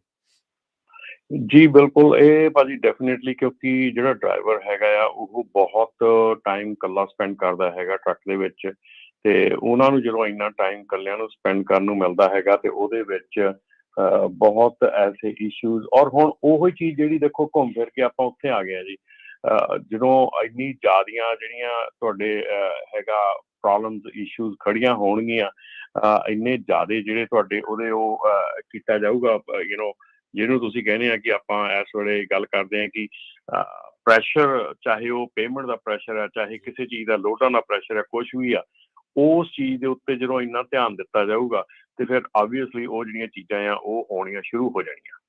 ਜੀ ਬਿਲਕੁਲ, ਆਪਾਂ ਦੇਖੋ ਇੰਡੀਆ ਦੇ ਵਿੱਚ ਤਾਂ ਜਦੋਂ ਆਪਣੇ ਕਿਸਾਨ ਭਰਾ ਜਾਂ ਹੋਰ ਸੁਸਾਈਡ ਕਰਦੇ ਆ, ਫਿਰ ਉੱਥੇ ਆਪਾਂ ਕਹਿੰਦੇ ਆ ਵੀ ਦੇਖੋ ਇੰਨਾ ਪੈਸੇ ਉਹ ਵੇਸਟ ਕਰਦੇ ਆ ਵਿਆਹਾਂ ਤੇ ਘਰਾਂ ਤੇ।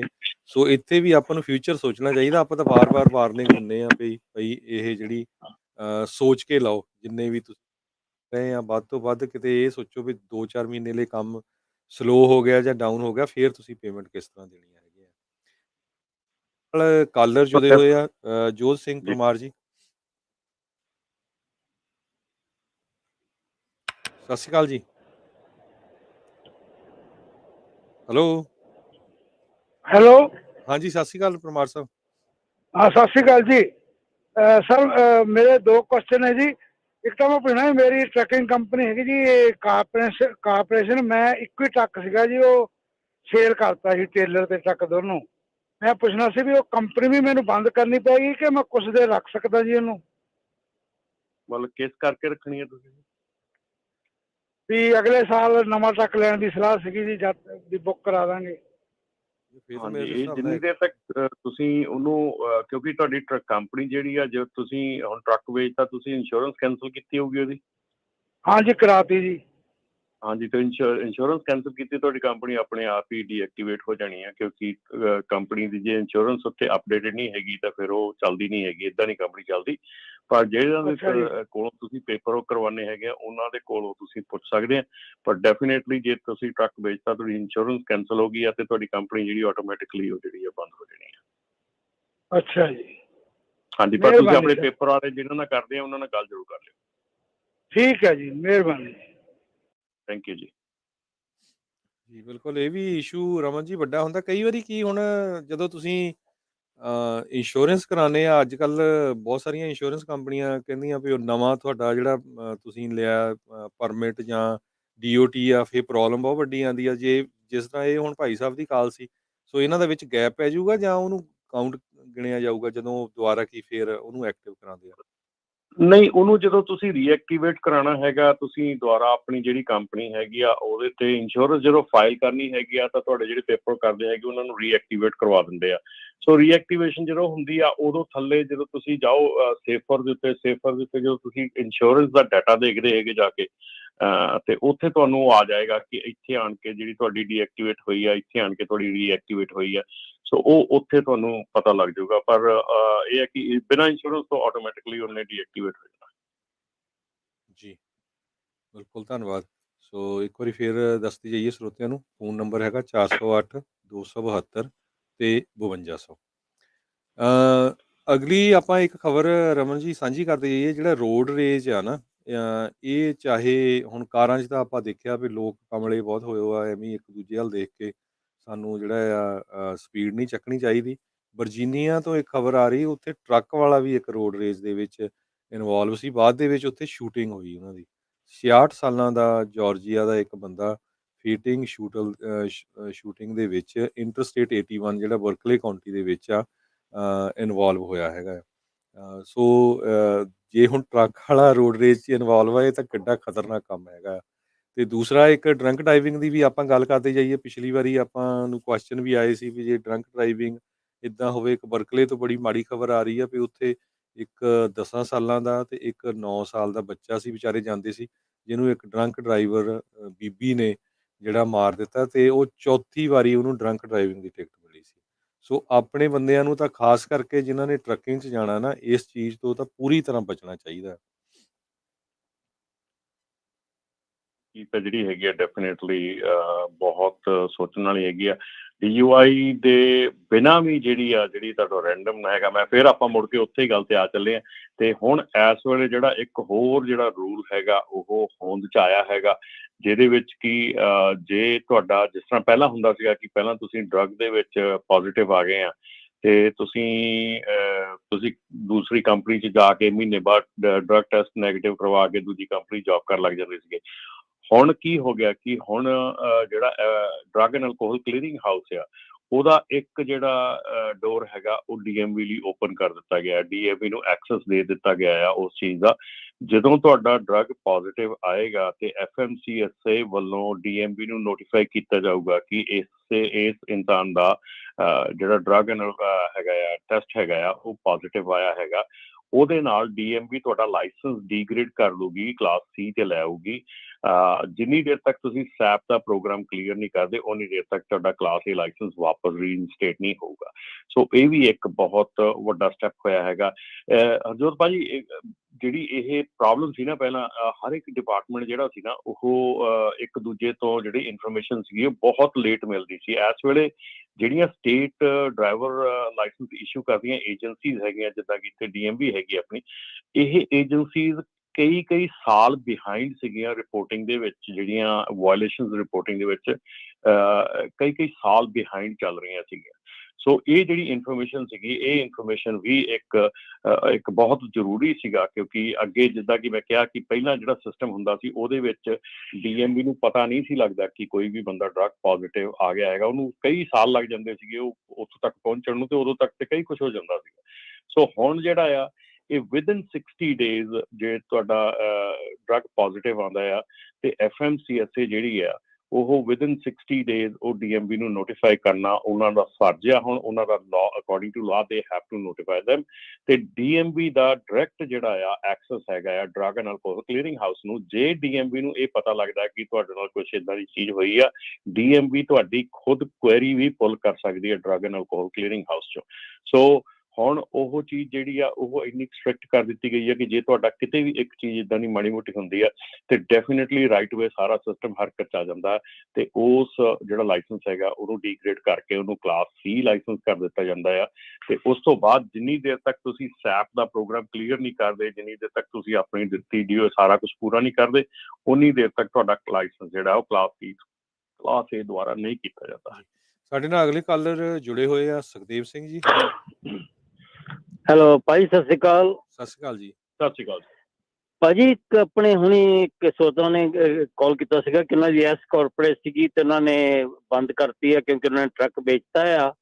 ਤੇ ਜਿੱਦਾਂ ਰਮਨ ਭਾਜੀ ਉਹਨਾਂ ਨੂੰ ਦੱਸਿਆ ਉਹਨਾਂ ਨੂੰ ਇੰਸ਼ੋਰੈਂਸ ਬਾਰੇ, ਉਹ ਤਾਂ ਠੀਕ ਆ, ਪਰ ਇੱਕ ਹੋਰ ਚੀਜ਼ ਹੈ ਉਹਨਾਂ ਨੂੰ ਪਤਾ ਹੋਣਾ ਚਾਹੀਦਾ ਕਿ ਜੇ ਤੁਸੀਂ ਮਤਲਬ ਓਫੀਸ਼ੀਅਲੀ ਬੰਦ ਨਹੀਂ ਨਾ ਕਰਦੇ, ਜਿਹੜਾ $800 ਪ੍ਰੀ ਟੈਕਸ ਤੁਹਾਨੂੰ ਭੇਜਣਾ ਪੈਂਦਾ ਹੈ ਹਰੇਕ ਸਾਲ। ਤੁਹਾਡੇ ਕੋਲ ਤੁਸੀਂ ਬਿਜ਼ਨਸ ਕੀਤਾ ਹੋਵੇ ਕਿ ਨਾ ਕੀਤਾ ਹੋਵੇ, ਤੁਹਾਨੂੰ $800 ਭੇਜਣਾ ਪੈਂਦਾ ਹੈ ਉਹ as a pretax for tax purposes. ਤੇ ਨਾਲੇ ਤੁਹਾਨੂੰ $25 ਭੇਜਣੇ ਪੈਂਦੇ ਆ ਦੱਸਣ ਵਾਸਤੇ ਕਿ ਤੁਹਾਡੀ ਕੋਈ ਓਨਰਸ਼ਿਪ 'ਚ ਕੋਈ ਚੇਂਜ ਆਈ ਕਿ ਨਹੀਂ ਆਈ। ਸੋ ਉਹਨਾਂ ਨੂੰ ਓਫੀਸ਼ੀਅਲੀ ਸੈਕਟਰੀ ਆਫ ਸਟੇਟ ਨੂੰ ਦੱਸਣਾ ਪੈਣਾ ਆ ਕਿ ਅਸੀਂ ਵਾਈਂਡ ਅਪ ਕਰ ਰਹੇ ਹਾਂ ਸਾਡੀ ਕੰਪਨੀ। ਉਹਨਾਂ ਦਾ ਜਿਹੜਾ CAP ਹੈਗਾ, ਆਪਣਾ CPA ਹੈਗਾ ਆ, ਉਹਦੇ ਫਾਰਮ ਹੁੰਦੇ, ਉਹ ਫਾਰਮ ਭਰ ਕੇ ਭੇਜੂਗਾ ਉਹਨਾਂ ਨੂੰ ਸੈਕਟਰੀ ਆਫ ਸਟੇਟ ਨੂੰ, ਜਿਹੜੇ ਕਿ ਓਫੀਸ਼ੀਅਲੀ ਉਹ ਕੰਪਨੀ ਨੂੰ ਬੰਦ ਕਰ ਦੂਗੇ, ਫਿਰ ਉਹਨਾਂ ਨੂੰ ਟੈਕਸ ਵਗੈਰਾ ਨਹੀਂ ਲੱਗੂਗੇ। ਫਿਰ ਭਾਜੀ ਉਹ ਦੇਖੋ, ਇਹ ਤਾਂ ਤੁਹਾਡੀ ਗੱਲ ਸਹੀ ਹੈਗੀ ਆ। ਅਸੀਂ ਜਿਹੜੀ ਉਹਨਾਂ ਦੀ ਗੱਲ ਹੈਗੀ ਆ ਉਹ ਤੁਹਾਡੀ ਵੀ ਗੱਲ ਮੈਂ ਜਿਹੜੀ ਆ ਉਹ ਸਮਝ ਗਿਆ ਹੈਗਾ ਕਿ ਤੁਸੀਂ ਕੀ ਕਹਿ ਰਹੇ ਆ। ਤੇ ਮੇਰੇ ਖਿਆਲ ਸੈਰਾ ਸੰਧੂ ਆਪਾਂ ਨੂੰ ਫੇਸਬੁੱਕ ਦੇ ਉੱਤੇ ਵੀ ਉਹਨਾਂ ਨੇ ਇਹ ਗੱਲ ਕਹੀ ਹੈ ਕਿ ਸ਼ਾਇਦ ਉਹਨਾਂ ਦਾ ਕਾਰਪੋਰੇਸ਼ਨ ਬੰਦ ਕਰਨ ਦਾ ਗੱਲ ਹੋ ਸਕਦੀ ਹੈ। ਦੇਖੋ, ਕਾਰਪੋਰੇਸ਼ਨ ਬੰਦ ਕਰਕੇ ਖੋਲ੍ਹਣੀ ਜਿਹੜੀ ਆ ਉਹ ਔਖੀ ਹੈਗੀ ਆ। ਜੇ ਉਹਨਾਂ ਨੇ ਇਸ ਸਾਲ ਆਪਣੀ ਕੰਪਨੀ ਜਿਹੜੀ ਆ ਟਰੱਕ ਵੇਚਦਾ ਹੈਗਾ, ਟ੍ਰੇਲਰ ਵੇਚਦਾ ਹੈਗਾ, ਉਹ ਆਪਣੀ ਕੰਪਨੀ ਹੋਲਡ ਤੇ ਪਾ ਸਕਦੇ ਹੈਗੇ। ਕਾਰਪੋਰੇਸ਼ਨ ਸਟਿਲ ਅਲਾਈਵ ਰੱਖ ਸਕਦੇ ਹੈਗੇ। $800 ਦੇ ਸਕਦੇ, 25 ਦੇ 825 ਟੋਟਲ ਖਰਚਾ ਹੋ ਗਿਆ। ਪਰ ਨੈਕਸਟ ਟਾਈਮ ਜਾ ਕੇ ਜਦੋਂ ਕਾਰਪੋਰੇਸ਼ਨ ਖੋਲ੍ਹਣੀ ਆ ਜਾਂ ਉਹਨੂੰ ਰੀਇਨਸਟੇਟ ਕਰਨਾ ਆ, ਉਹਦੇ ਲਈ ਬਹੁਤ ਜ਼ਿਆਦਾ ਕੰਮ ਕਰਨਾ ਪੈਣਾ ਆ। ਸੋ ਜੇ 1 ਸਾਲ ਦਾ ਵਿੱਚ ਗੈਪ ਲੈਣਾ ਹੈਗਾ ਜਾਂ 6 ਮਹੀਨੇ ਦਾ 8 ਮਹੀਨੇ ਦਾ ਗੈਪ ਲੈਣਾ ਹੈਗਾ ਤੇ ਆਪਣਾ ਮੁੜ ਕੇ ਬਾਅਦ ਵਿੱਚ ਦੁਬਾਰਾ ਟਰੱਕ ਲੈਣਾ ਹੈਗਾ, ਤੇ ਉਹਦੇ 'ਚ ਕਾਰਪੋਰੇਸ਼ਨ ਬੰਦ ਕਰਨ ਦੀ ਲੋੜ ਨਹੀਂ ਹੈਗੀ। ਉਹਦੇ 'ਚ ਸਿਰਫ ਤੇ ਸਿਰਫ ਆਪਣੀ ਕੰਪਨੀ ਨੂੰ ਹੋਲਡ ਤੇ ਪਾ ਦਿਓ, ਆਪਣੀ ਕੰਪਨੀ ਜਿਹੜੀ ਆ ਉਹਨੂੰ ਰਿਸਟ੍ਰਿਕਟ ਕਰ ਦਿਓ, ਤੁਸੀਂ ਜਿਹੜੀ ਆਪਣੀ ਆਪਰੇਸ਼ਨਸ ਆ ਉਹ ਬੰਦ ਕਰ ਦਿਓ। ਪਰ ਜਿਹੜੀ ਕਾਰਪੋਰੇਸ਼ਨ ਹੈਗੀ ਆ ਉਹਨੂੰ ਤੁਸੀਂ ਚੱਲਦੀ ਰੱਖ ਸਕਦੇ ਆ। ਔਰ ਕਾਰਪੋਰੇਸ਼ਨ ਨੂੰ ਜੇ ਬੰਦ ਕਰੋਗੇ ਤੇ ਦੁਬਾਰਾ ਰੀਇਨਸਟੇਟ ਕਾਰਪੋਰੇਸ਼ਨ ਨੂੰ ਕਰਨਾ, ਉਹ 'ਚ ਬਹੁਤ ਜ਼ਿਆਦਾ ਲੰਬਾ ਚੌੜਾ ਕੰਮ ਹੋ ਜਾਂਦਾ, ਬਹੁਤ ਖਰਚਾ ਜ਼ਿਆਦਾ ਹੋ ਜਾਂਦਾ। ਨਾਲੇ ਰਮਨ ਜੀ, ਜੇ 70-80 ਹਜ਼ਾਰ ਲੱਖ ਡਾਲਰ ਬਣਾਉਣੇ ਤਾਂ $800 ਕੋਈ ਬਾਹਲਾ ਨਹੀਂ। ਪਰ ਇਹ ਆ ਵੀ ਤੁਹਾਡੀ ਕਾਰਪੋਰੇਸ਼ਨ ਜਿੰਨੀ ਲੰਮੀ ਹੋਈ ਜਾਂਦੀ, ਤੁਹਾਡੀ ਕ੍ਰੈਡਿਟ ਹਿਸਟਰੀ ਵੀ ਬਣ ਰਹੀ ਹੈਗੀ ਆ। ਆਪਾਂ ਨਹੀਂ ਭਾਜੀ, ਉਹਦੇ 'ਚ ਅੱਜ ਦੀ ਤਰੀਕ 'ਚ ਇਹ ਵੀ ਹੋ ਰਿਹਾ ਨਾ ਕਿ ਹੁਣ ਬਹੁਤ ਜਾਣੇ ਐਸੇ ਹੈਗੇ ਆ, ਜੇ ਆਪਾਂ ਇਹ ਗੱਲ ਕਰ ਰਹੇ ਹਾਂ ਨਾ ਕਿ ਆਪਾਂ ਵੀ ਟਰੱਕਾਂ ਦੇ ਰੇਟ ਬਹੁਤ ਵੱਧ ਗਏ ਹੈਗੇ ਆ, ਬਹੁਤ ਜਾਣੇ ਐਸੇ ਵੀ ਹੈਗੇ ਆ ਜਿਹੜੇ ਇਸ ਵੇਲੇ ਟਰੱਕ ਟ੍ਰੇਲਰ ਵੇਚ ਕੇ ਆਰਾਮ ਦੇ ਨਾਲ ਆਪਣਾ ਪ੍ਰੋਫਿਟ ਕੱਢ ਕੇ, ਅਗਲਾ ਬੰਦਾ ਕਹਿੰਦਾ ਵੀ ਮੈਂ ਪਾਸੇ ਉੱਠ ਕੇ ਬੈਠ ਜਾਣਾ, ਜਦੋਂ ਟਰੱਕਾਂ ਦੇ ਰੇਟ ਥੱਲੇ ਆਉਗੇ ਫਿਰ ਵਾਪਸ ਲੈ ਲਾਂਗੇ, ਕੋਈ ਗੱਲ ਨਹੀਂ। ਸੋ ਪੋਸੀਬਿਲਿਟੀ ਹੈਗੀ ਆ। ਭਾਜੀ ਹੁਣ ਇੱਥੇ ਇਹ ਵੀ ਗੱਲ ਹੈਗੀ ਆ ਕਿ ਕਈ ਐਸੇ ਟਰੱਕ ਵੀ ਪਿਛਲੇ ਸਾਲ ਦੇ ਵਿੱਚ ਲੋਕਾਂ ਨੂੰ ਵੇਚੇ ਗਏ ਆ ਜਿਨ੍ਹਾਂ ਦੇ ਟਰੱਕ ਜਿਹੜੇ ਸੀਗੇ ਉਹ ਪਤਾ ਲੱਗ ਰਿਹਾ ਹੈਗਾ ਕਿ ਜਿਹੜੇ ਟਰੱਕ ਸੀਗੇ ਉਹ 1,30,000 ਦਾ ਟਰੱਕ ਸੀਗਾ, ਉੱਤੇ $25,000 ਕੈਸ਼ ਵੀ ਦਿੱਤਾ ਗਿਆ ਨਾਲ, ਸੋ 1,55,000 ਦਾ ਲੋਨ ਸੀਗਾ। ਉਹ ਟਰੱਕ ਅਜੇ ਐਕਚੁਅਲ ਲੋਨ ਤੇ ਖੜੇ ਆ, ਉਹ ਟਰੱਕ ਅਜੇ ਉਹਨਾਂ ਦਾ ਜਿਹੜਾ ਪਹਿਲਾਂ 25,000 ਉਹਨਾਂ ਨੇ ਕੈਸ਼ ਲਿਆ ਸੀਗਾ ਉਹ ਵਾਪਸ ਅਜੇ ਤੱਕ ਦਿੱਤਾ ਹੈ ਤੇ ਉਧਰੋਂ ਆਹ ਕੰਮ ਹੋ ਗਿਆ। ਸੋ ਇਹ ਜਿਹੜੀਆਂ ਚੀਜ਼ਾਂ ਹੈਗੀਆਂ ਇਹ ਕਈ ਜਿਹੜੇ ਡਿਫਰੈਂਟ ਸਿਨੈਰੀਓਜ਼ ਹੈਗੇ ਆ ਲੋਕੀ ਕਰਦੇ ਹੈਗੇ, ਬਟ ਡੈਫੀਨੇਟਲੀ ਥੈਂਕ ਯੂ ਤੁਹਾਡਾ ਵੀ ਕਾਲ ਕਰਨ ਦਾ ਕਿ ਇਹ ਚੀਜ਼ ਜਿਹੜੀ ਆ, ਬਟ ਕਾਰਪੋਰੇਸ਼ਨ ਨੂੰ ਬੰਦ ਕਰਨਾ ਜਿਹੜਾ ਆ ਉਹ ਤੇ ਵਾਪਸ ਖੋਲਣਾ ਜਿਹੜਾ ਆ ਉਹਦੇ 'ਚ ਜ਼ਿਆਦਾ ਖਰਚਾ ਆਏਗਾ। ਜੀ ਅੱਜ ਸਾਡੇ ਨਾਲ ਅਗਲੇ ਕਾਲਰ ਜੁੜੇ ਹੋਏ ਆ ਅਮਰੀਕ ਸਿੰਘ ਜੀ। ਸਤਿ ਸ਼੍ਰੀ ਅਕਾਲ ਜੀ। ਸਤਿ ਸ਼੍ਰੀ ਅਕਾਲ ਜੀ। ਸਤਿ ਸ਼੍ਰੀ ਅਕਾਲ ਜੀ। ਆਪਣਾ ਭਾਜੀ ਜਿਹੜਾ ਆਪਾਂ ਡਰੱਗ ਟੈਸਟਿੰਗ ਲਈ ਐਨਰੋਲ ਕੀਤਾ ਹੁੰਦਾ ਤੇ ਉਹ ਪ੍ਰੋਗਰਾਮ ਜੇ ਉਹ ਕੰਪਨੀ ਹੀ ਜਿੱਦਾਂ ਕਵੇ ਕਿ ਅਸੀਂ ਆਪਣਾ ਬਿਜ਼ਨਸ ਕਲੋਜ਼ ਕਰ ਰਹੇ ਹਾਂ ਤਾਂ ਤੁਹਾਨੂੰ ਚਿੱਠੀ ਪਾ ਦੇਵੇ ਕਿ ਜਿੱਦਾਂ ਯੂਜ਼ਲੀ ਜਿਹੜੇ ਰੀਨਿਊਵਲ ਹੈਗੇ ਆ ਉਹ ਆਪਣਾ ਨੈਕਸਟ ਈਅਰ 'ਚ ਹੁੰਦੇ ਆ ਜਨਵਰੀ ਤੋਂ, ਤੇ ਉਹ ਚਿੱਠੀ ਪਾ ਦੇਣ ਕਿ ਅਸੀਂ ਆਪਣਾ ਪ੍ਰੋਗਰਾਮ ਕਲੋਜ਼ ਕਰ ਰਹੇ ਤਾਂ ਤੁਸੀਂ ਆਪਣਾ ਚੇਂਜ ਕਰ ਲਓ, ਤੇ ਉਹਦੇ ਵਿੱਚ ਫਿਰ ਕਿੰਨਾ ਟਾਈਮ ਪੀਰੀਅਡ ਹੁੰਦਾ? ਹੁਣ ਉਹ ਤੋਂ ਜਿੱਦਾਂ ਮੰਨ ਲਓ 1 ਜਨਵਰੀ ਦੀ ਉਹਨਾਂ ਨੇ ਡੇਟ ਦਿੱਤੀ ਹੈ ਕਿ ਉਹ ਆਪਣਾ ਇਹ ਫਰਦਰ ਨਹੀਂ ਕਰਨਗੇ ਰੈਂਡਮ ਡਰੱਗ ਸਕਰੀਨਿੰਗ ਵਾਲਾ ਪ੍ਰੋਗਰਾਮ, ਤੇ ਉਹ ਤੋਂ ਕਿੰਨਾ ਪਹਿਲੇ ਜਾਂ ਉਹਦੇ ਵਿੱਚ ਕੋਈ ਗ੍ਰੇਸ ਪੀਰੀਅਡ ਹੈ ਡਰੱਗ ਨਵੀਂ ਕੰਪਨੀ ਦੇ ਨਾਲ ਐਨਰੋਲ ਕਰਨ ਲਈ? ਨਹੀਂ, ਗ੍ਰੇਸ ਪੀਰੀਅਡ ਕੋਈ ਨਹੀਂ ਹੈਗਾ ਜੀ ਤੁਹਾਡਾ, ਉਹਦੇ 'ਚ ਕੋਈ ਵੀ ਟਾਈਮ ਜਿਹੜਾ ਹੈ ਉਹ ਖਾਲੀ ਨਹੀਂ ਹੋਣਾ ਚਾਹੀਦਾ। ਅਕੋਰਡਿੰਗ ਟੂ FMCSA ਤੁਸੀਂ ਹਰ ਵੇਲੇ ਹਰ ਟਾਈਮ ਰੈਂਡਮ ਦੇ ਵਿੱਚ ਐਨਰੋਲ ਰਹਿਣੇ ਚਾਹੀਦੇ ਆ। ਸੋ ਜੇ ਤੁਹਾਡੀ ਕੰਪਨੀ ਜਿਹੜੀ ਆ ਉਹ ਬੰਦ ਕਰ ਰਹੀ ਹੈਗੀ ਆ ਤੇ ਉਹਦੇ ਲਈ ਤੁਸੀਂ ਜਿਹੜਾ ਆ ਆਪਣਾ ਜਿਹੜੀ ਕੰਪਨੀ ਨਵੀਂ ਦੇ ਨਾਲ ਸਾਈਨ ਅਪ ਕਰਨਾ ਹੈਗਾ ਉਹਨਾਂ ਦੇ ਵੱਲੋਂ ਉਸ ਕੰਪਨੀ ਨੂੰ ਨੋਟਿਸ ਭੇਜਿਆ ਜਾਊਗਾ ਕਿ ਇਹ ਕਲਾਇੰਟ ਜਿਹੜਾ ਸਾਡੇ ਕੋਲ ਆਇਆ ਹੈਗਾ ਇਹਦੀ ਇਨਫੋਰਮੇਸ਼ਨ ਜਿਹੜੀ ਰਿਲੀਜ਼ ਕੀਤੀ ਜਾਵੇ, ਕਿਉਂਕਿ ਇਹਦੇ ਵਿੱਚ ਕੋਈ ਵੀ ਟਾਈਮ ਜਿਹੜਾ ਵਿੱਚ ਗੈਪ ਆਉਣਾ ਆ ਉਹ ਠੀਕ ਨਹੀਂ ਹੈਗਾ। ਜਦੋਂ ਕੋਈ ਗੈਪ ਆ ਜਾਂਦਾ ਹੈਗਾ ਉਦੋਂ ਜਿਹੜੇ ਇਸ਼ੂਜ਼ ਆ ਉਹ ਖੜੇ ਹੋ ਜਾਂਦੇ ਆ ਕਿ why the gap was there, ਕਿ ਕਿਉਂ ਨਹੀਂ ਉਸ ਟਾਈਮ ਤੇ ਰੈਂਡਮ ਦੇ ਵਿੱਚ ਸੀਗਾ। ਸੋ ਇਹ ਠੀਕ ਆ, ਉਹ ਜਨਵਰੀ ਨੂੰ ਖਤਮ ਕਰ ਰਹੇ ਆ। ਡਿਪੈਂਡ ਕਰਦਾ ਕਿ ਤੁਹਾਡਾ ਰੈਂਡਮ ਨੈਕਸਟ ਜਿਹੜੀ ਕੰਪਨੀ 'ਚ ਜਾਂਦੇ ਆ ਉਹਦਾ ਜਨਵਰੀ ਦੇ ਵਿੱਚ ਰੈਂਡਮ ਸ਼ੁਰੂ ਹੋਣਾ ਆ, ਤੁਹਾਡਾ ਜਨਵਰੀ 'ਚ ਖਤਮ ਹੋ ਰਿਹਾ ਆ ਜਾਂ ਕਿਸੇ ਦਾ ਫਰਵਰੀ ਸ਼ੁਰੂ ਹੁੰਦਾ, ਉਹ ਡਿਪੈਂਡ ਕਰਦਾ ਕਿ ਕਿੱਥੇ ਕਿਹੜੇ ਕੁਆਰਟਰ ਤੇ ਤੁਸੀਂ ਰੈਂਡਮ ਕੰਪਨੀ ਸ਼ੁਰੂ ਕਰਦੀ ਹੈ ਉਹ ਵਾਲੀ। ਸੋ ਡੈਫੀਨੇਟਲੀ ਉਹਦੇ ਵਿੱਚ ਗੈਪ ਨਹੀਂ ਆਉਣਾ ਚਾਹੀਦਾ, ਕੋਈ ਗ੍ਰੇਸ ਪੀਰੀਅਡ ਨਹੀਂ ਹੈਗਾ ਇਹਦੇ ਵਿੱਚ ਜੀ। ਤੇ ਸਾਡੇ ਅੱਜ ਦੇ ਲਾਸਟ ਕਾਲਰ ਆ ਦਲਜੀਤ ਸਿੰਘ ਜੀ। ਹਾਂਜੀ, ਸਤਿ ਸ਼੍ਰੀ ਅਕਾਲ ਜੀ। ਸਤਿ ਸ਼੍ਰੀ ਅਕਾਲ ਜੀ। ਸਤਿ ਸ਼੍ਰੀ ਅਕਾਲ। ਹਾਂਜੀ, ਮੈਂ 2-3 ਗੱਲਾਂ ਚਾਹੁੰਦੀਆਂ ਜੀ ਕਰਨਾ ਟਰੱਕਿੰਗ ਰਿਲੇਟਡ। ਇੱਕ ਤੇ ਜੀ ਕਈ ਹੈ ਨਾ ਜਗ੍ਹਾ ਪੁਰਾਣੇ ਟਰੱਕ ਤੇ ਪੁਰਾਣੀਆਂ ਵੈਨਾਂ ਲਿਸ਼ਕ ਪੁਸ਼ਕ ਕੇ ਨਾ ਵਿੱਚ ਜਾਂਦੇ। ਉੱਦਾਂ ਜੇ ਇੱਕ ਮੁੰਡੇ ਨੇ ਲਈ ਸੀ ਵੈਨ, ਉਹਨੇ ਜਦੋਂ ਵੈਨ ਹੁੱਕ ਕੀਤੀ ਜੀ ਤਾਂ ਉਹ ਕਿੰਗ ਪੈਨ ਉਹਦੀ ਵਿੱਚੇ ਰਹਿ ਗਈ ਜੀ, ਉਹਦੇ 5th ਵੀਲ ਦੇ ਉੱਤੇ ਰਹਿ ਗਈ ਜੀ, ਇੰਨੀ ਗਲੀ ਹੋਈ ਸੀਗੀ। ਤੇ ਇਹ ਵੀ ਖਿਆਲ ਰੱਖਣ ਦੀ ਲੋੜ ਹੈ ਜੀ। ਦੂਜਾ ਰੋਡ ਰੇਂਜ ਹੈ ਜਿਹੜਾ ਜੀ ਇਹ ਬਹੁਤ ਸ਼ਹਿਰਾਂ 'ਚ ਹੁੰਦਾ ਜੀ, ਵੱਡਿਆਂ ਸ਼ਹਿਰਾਂ 'ਚ ਖਾਸ ਕਰਕੇ ਗੱਡੀਆਂ ਵਾਲੇ ਮਤਲਬ ਤੀਜੀ ਲਾਈਨ ਤੋਂ ਐਗਜ਼ਿਟ ਲੈਂਦੇ ਨੇ ਤੇ ਕੋਈ ਤੁਹਾਨੂੰ ਮਿਡਲ ਫਿੰਗਰ ਸ਼ੋਅ ਕਰਦਾ, ਕੋਈ ਨਾਈਫ ਸ਼ੋਅ ਕਰਦਾ, ਕੋਈ ਬ੍ਰੇਕਾਂ ਮਾਰਦਾ, ਕੋਈ ਹੌਰਨ ਮਾਰਦਾ। ਇਹ ਬੜੀ ਵੱਡੀ ਸਮੱਸਿਆ ਜੀ। ਤੇ ਇੱਕ ਚੀਜ਼ ਜਿਹੜੀ ਡਰੱਗ ਟੈਸਟ ਬਾਰੇ ਜੀ ਮੈਂ ਉਹ ਕਹਿਣੀ ਚਾਹੁੰਦਾ ਆ।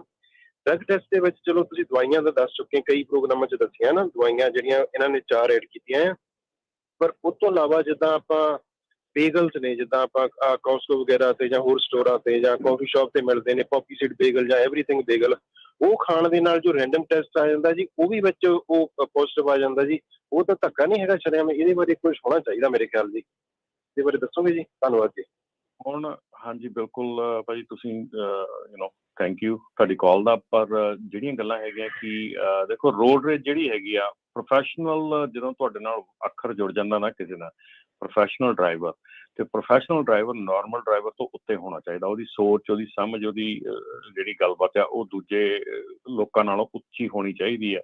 ਔਰ ਉਹਨੂੰ ਇਹ ਸਮਝਣਾ ਚਾਹੀਦਾ ਕਿ ਜਦੋਂ ਡਿਫਰੈਂਸ਼ੀਏਟ ਕਰਨਾ ਹੁੰਦਾ ਨਾ, ਕਿ ਮੈਂ ਬਿਲਕੁਲ 100% ਤੁਹਾਡੇ ਨਾਲ ਐਗਰੀ ਕਰਦਾ, ਕਿਉਂਕਿ ਮੈਂ ਵੀ 4 ਸਾਲ ਟਰੱਕ ਚਲਾਇਆ ਹੈਗਾ। ਔਰ ਜਦੋਂ ਤੁਸੀਂ ਟਰੱਕ ਚਲਾਉਣੇ ਹੈਗੇ ਆ ਉਦੋਂ ਡੈਫੀਨੇਟਲੀ ਇਹ ਚੀਜ਼ਾਂ ਹੁੰਦੀਆਂ ਹੈਗੀਆਂ ਔਰ ਸ਼ਰੇਆਮ ਹੁੰਦੀਆਂ, ਹਰ ਐਗਜ਼ਿਟ ਤੇ ਹੁੰਦੀਆਂ। ਔਰ ਜੇ ਆਪਾਂ ਟਰਨ ਰਾਊਂਡ ਕਰਕੇ ਦੇਖੀਏ ਤੇ ਆਪਾਂ ਇਸ ਚੀਜ਼ ਨੂੰ ਜਿੰਨਾ ਤੁਸੀਂ ਫਰੀਵੇ ਦੇ ਉੱਤੇ ਜਾਂ ਸੜਕ ਤੇ ਜਿੰਨਾ ਇਗਨੋਰ ਕਰ ਸਕਦੇ ਹੈਗੇ ਆ ਓਨਾ ਹੀ ਬੈਟਰ ਹੁੰਦਾ ਆ। ਔਰ ਇਸ ਚੀਜ਼ ਦੇ ਉੱਤੇ ਇਹ ਨਹੀਂ ਹੁੰਦਾ ਕਿ ਤੁਸੀਂ ਇਗਨੋਰ ਕਰ ਰਹੇ ਆ ਤਾਂ ਤੁਸੀਂ ਕੁਝ ਛੋਟੇ ਹੋ ਗਏ ਆ। ਇਹ ਜਿਹੜੀ ਸਮੱਸਿਆ ਆਉਣ ਵਾਲੀ ਹੈ ਉਹਨੂੰ ਟਾਲਣਾ ਜਿਹੜਾ ਆ ਉਹਨੂੰ ਪਰੇ ਕਰਨਾ ਜਿਹੜਾ ਆ ਉਹ ਜ਼ਰੂਰੀ ਹੁੰਦਾ। ਦੂਸਰੀ ਗੱਲ ਜਿਹੜੀ ਤੁਸੀਂ ਕਹੀ ਆ ਪੌਪੀ ਸੀਡ ਦੀ, ਦੇਖੋ ਹੁਣ ਪੌਪੀ ਸੀਡ ਤੁਸੀਂ ਕੋਈ ਬੰਦਾ ਬੇਗਲ ਤੋਂ ਖਾ ਕੇ ਗਿਆ ਤੇ ਕੋਈ ਰੀਅਲ ਦੇ ਵਿੱਚ ਕਰਕੇ ਗਿਆ, ਹੁਣ ਉਹਦੇ ਵਿੱਚ ਜਿਹੜੀ ਜੇ ਆਪਾਂ ਕਹੀਏ ਗਵਰਨਮੈਂਟ ਕਿੱਦਾਂ ਡਿਫਰੈਂਸ਼ੀਏਟ ਕਰੂਗੀ ਕਿ ਮੈਂ ਜਿਹੜਾ ਹੈਗਾ ਇਹ ਪਾਪੀ ਸੀਡ ਸਹੀ ਬੰਦਾ ਖਾ ਕੇ ਆਇਆ ਜਾਂ ਪਾਪੀ ਸੀਡ ਗਲਤ ਖਾ ਕੇ ਆਇਆ। ਹਾਂ, ਜੇ ਬਾਈ ਦੀ ਚਾਂਸ ਤੁਹਾਡਾ ਇਦਾਂ ਹੋ ਜਾਂਦਾ ਆ, ਤੁਹਾਨੂੰ ਪੋਜ਼ਿਟਿਵ ਆ ਜਾਂਦਾ ਆ, ਤੁਹਾਨੂੰ MRO ਜਿਹੜਾ ਤੁਹਾਡਾ ਮੈਡੀਕਲ ਰਿਵਿਊ ਆਫਿਸਰ ਆ ਉਹ ਤੁਹਾਨੂੰ ਕਾਲ ਕਰੇਗਾ, ਤੁਹਾਡੇ ਨਾਲ ਡੀਟੇਲ 'ਚ ਗੱਲ ਕਰੇਗਾ ਕਿ ਕੀ ਰੀਜ਼ਨ ਆ ਆਹ ਆਇਆ ਹੈਗਾ, ਇਹ ਕਿਉਂ ਆਇਆ ਹੈਗਾ। ਜੇ ਤੁਹਾਡਾ ਵੈਲਿਡ ਰੀਜ਼ਨ ਹੈਗਾ ਔਰ ਤੁਹਾਡਾ ਬੈਕਗ੍ਰਾਉਂਡ ਤੁਹਾਡਾ ਹੋਰ ਕਦੀ ਵੀ ਤੁਹਾਡਾ ਜਿਹੜਾ ਡਰੱਗ ਟੈਸਟ ਜਿਹੜਾ ਪੋਜ਼ਿਟਿਵ ਨਹੀਂ ਆਇਆ ਹੈਗਾ, ਤੇ ਉਹ MRO ਦੇ ਨਾਲ ਤੁਸੀਂ ਡਿਸਕਸ ਕਰ ਸਕਦੇ ਹੈਗੇ ਕਿ ਦਿਸ ਵਾਜ਼ ਦਾ ਸਿਚੁਏਸ਼ਨ, ਆਹ ਸਿਚੁਏਸ਼ਨ ਬਣੀ ਸੀਗੀ, ਐਸ ਕਰਕੇ ਮੈਂ ਇਦਾਂ ਹੋਇਆ, ਮੇਰਾ ਇਦਾਂ ਆਹ ਚੀਜ਼ ਹੋਈ ਆ, ਠੀਕ ਆ। ਸੋ ਉਸ ਤੋਂ ਬਾਅਦ MRO ਜਿਹੜਾ ਹੈਗਾ ਉਹ ਤੁਹਾਨੂੰ ਕਹਿ ਸਕਦਾ ਹੈਗਾ ਕਿ ਰੀਟੈਸਟ ਵਾਸਤੇ ਕਿ ਤੁਸੀਂ ਰੀਟੈਸਟ ਕਰ ਸਕਦੇ ਹੈਗੇ ਆ, ਰੀਟੈਸਟ ਲੈ ਸਕਦੇ। MRO ਦੇ ਉੱਤੇ ਬਹੁਤ ਡਿਪੈਂਡ ਕਰਦਾ ਹੈਗਾ। MRO ਜਿਹੜਾ ਸਿੰਪਲ ਇੱਕ MD ਹੁੰਦਾ, ਮੈਡੀਕਲ ਡਾਕਟਰ ਹੁੰਦਾ, ਉਹਦੇ ਨਾਲ ਤੁਸੀਂ ਜਦੋਂ ਤੁਹਾਨੂੰ ਪੋਜ਼ਿਟਿਵ ਆਉਂਦਾ ਤੁਹਾਨੂੰ ਕਾਲ ਆਉਂਦੀ ਹੈ MRO ਦੀ, ਉਹ ਡਿਸਕਸ਼ਨ ਹੁੰਦੀ ਤੁਹਾਡੀ ਵੀ ਕਿਉਂ ਹੋਇਆ ਤੇ ਕਿੱਦਾਂ ਹੋਇਆ। ਹਾਂ, ਜੇ ਹੁਣ ਕਿਸੇ ਦੇ ਹਰਜੋਤ ਭਾਜੀ ਟੈਸਟ ਦੇ ਵਿੱਚ ਕੋਕੇਨ ਆ ਗਈ, ਉਹਦੇ ਵਿੱਚ ਡਿਸਕਸ਼ਨ ਨਹੀਂ ਹੋਣੀ ਉਹਦੀ, ਪਰ ਜੇ ਕਿਸੇ ਦੇ ਵਿੱਚ ਥੋੜਾ ਜਿਹਾ ਉਹਨੂੰ ਸ਼ੱਕ ਆ MRO ਨੂੰ ਕਿ ਯਾਰ ਇਹ ਹੋ ਸਕਦਾ ਗਲਤੀ ਨਾ ਹੋ ਗਿਆ ਹੋਵੇ, ਤੇ ਤੁਹਾਨੂੰ ਕਾਲ ਜ਼ਰੂਰ ਆਊਗੀ। ਜੇ ਤੁਸੀਂ ਮੰਨ ਲਓ ਕਿ MRO ਦੀ ਕਾਲ ਤੋਂ ਬਾਅਦ ਵੀ ਜਸਟੀਫਿਕੇਸ਼ਨ ਨਹੀਂ ਹੁੰਦੀ ਤੁਹਾਡੇ ਵੱਲੋਂ, ਫਿਰ ਤੁਸੀਂ ਜਦੋਂ ਉਹਦੇ ਕੋਲ ਜਾਂਦੇ ਆ ਆਪਣੇ ਜਿਹੜਾ ਤੁਹਾਡਾ ਹੈਗਾ ਜਿਹੜਾ ਸੈਪ ਹੈਗਾ, ਸਬਸਟੈਂਸ ਅਬਿਊਜ਼ ਪ੍ਰੋਫੈਸ਼ਨਲ ਹੈਗਾ, ਉਹਦੇ ਨਾਲ ਵੀ ਤੁਸੀਂ ਡੀਟੇਲ ਦੇ ਵਿੱਚ ਸਾਰੀਆਂ ਚੀਜ਼ਾਂ ਦੇ ਸਕਦੇ ਹੈਗੇ। ਉਹ ਵੀ ਤੁਹਾਨੂੰ ਜਿਹੜਾ ਅਗਲਾ ਅਬਜ਼ਰਵਡ ਟੈਸਟ ਕਰਾ ਕੇ ਅਬਜ਼ਰਵਡ ਟੈਸਟ ਤੋਂ ਬਾਅਦ ਉਹ ਤੁਹਾਨੂੰ ਜੇ ਤੁਹਾਡਾ ਨੈਗੇਟਿਵ ਆਉਂਦਾ ਤੇ ਤੁਹਾਨੂੰ ਉਹ ਤੋਂ ਰਿਲੀਫ ਕਰ ਸਕਦਾ। ਔਰ ਇਹ ਵੀ ਆ ਕਿ ਜੇ ਕੋਈ ਪੇਨ ਕਿਲਰ ਲੈਂਦਾ ਹੈਗਾ, ਜੇ ਉਹਦੇ ਕੋਲ ਪ੍ਰਿਸਕ੍ਰਿਪਸ਼ਨ ਹੈਗੀ ਆ ਤੇ ਜੇ ਉਹਦਾ ਪੋਜ਼ਿਟਿਵ ਆ ਗਿਆ, ਪ੍ਰਿਸਕ੍ਰਿਪਸ਼ਨ ਲੈਂਦਾ ਆ, ਪੇਨ ਕਿਲਰ ਲੈਂਦਾ ਆ, ਪ੍ਰਿਸਕ੍ਰਿਪਸ਼ਨ ਦੇ ਬਾਵਜੂਦ ਉਹਦਾ ਪੋਜ਼ਿਟਿਵ ਆ ਗਿਆ, MRO ਦੇ ਨਾਲ ਤੁਸੀਂ ਜਦੋਂ ਤੁਹਾਡੀ MRO ਦੀ ਕਾਲ ਆਉਣੀ ਆ, ਉਹਨਾਂ ਤੁਸੀਂ ਗੱਲ ਕਰ ਸਕਦੇ ਆ। MRO ਤੁਹਾਡੇ ਕੋਲ ਪ੍ਰੂਫ ਮੰਗੂਗਾ ਕਿ ਮੈਨੂੰ ਪ੍ਰਿਸਕ੍ਰਿਪਸ਼ਨ ਭੇਜ, ਆਪਣੇ ਡਾਕਟਰ ਦਾ ਨੰਬਰ ਭੇਜ, ਉਹ ਸਾਰਾ ਕੁਝ ਤੁਹਾਡੇ ਕੋਲ ਲੈਣਗੇ। ਉਸ ਤੋਂ ਬਾਅਦ ਉਹ ਡਾਕਟਰ ਨਾਲ ਗੱਲ ਕਰਕੇ ਤੁਹਾਡੀ ਪ੍ਰਿਸਕ੍ਰਿਪਸ਼ਨ ਦੇਖ ਕੇ ਤੁਹਾਨੂੰ ਉਸ ਚੀਜ਼ ਚੋਂ ਬਾਹਰ ਕੱਢ ਦੇਣਗੇ।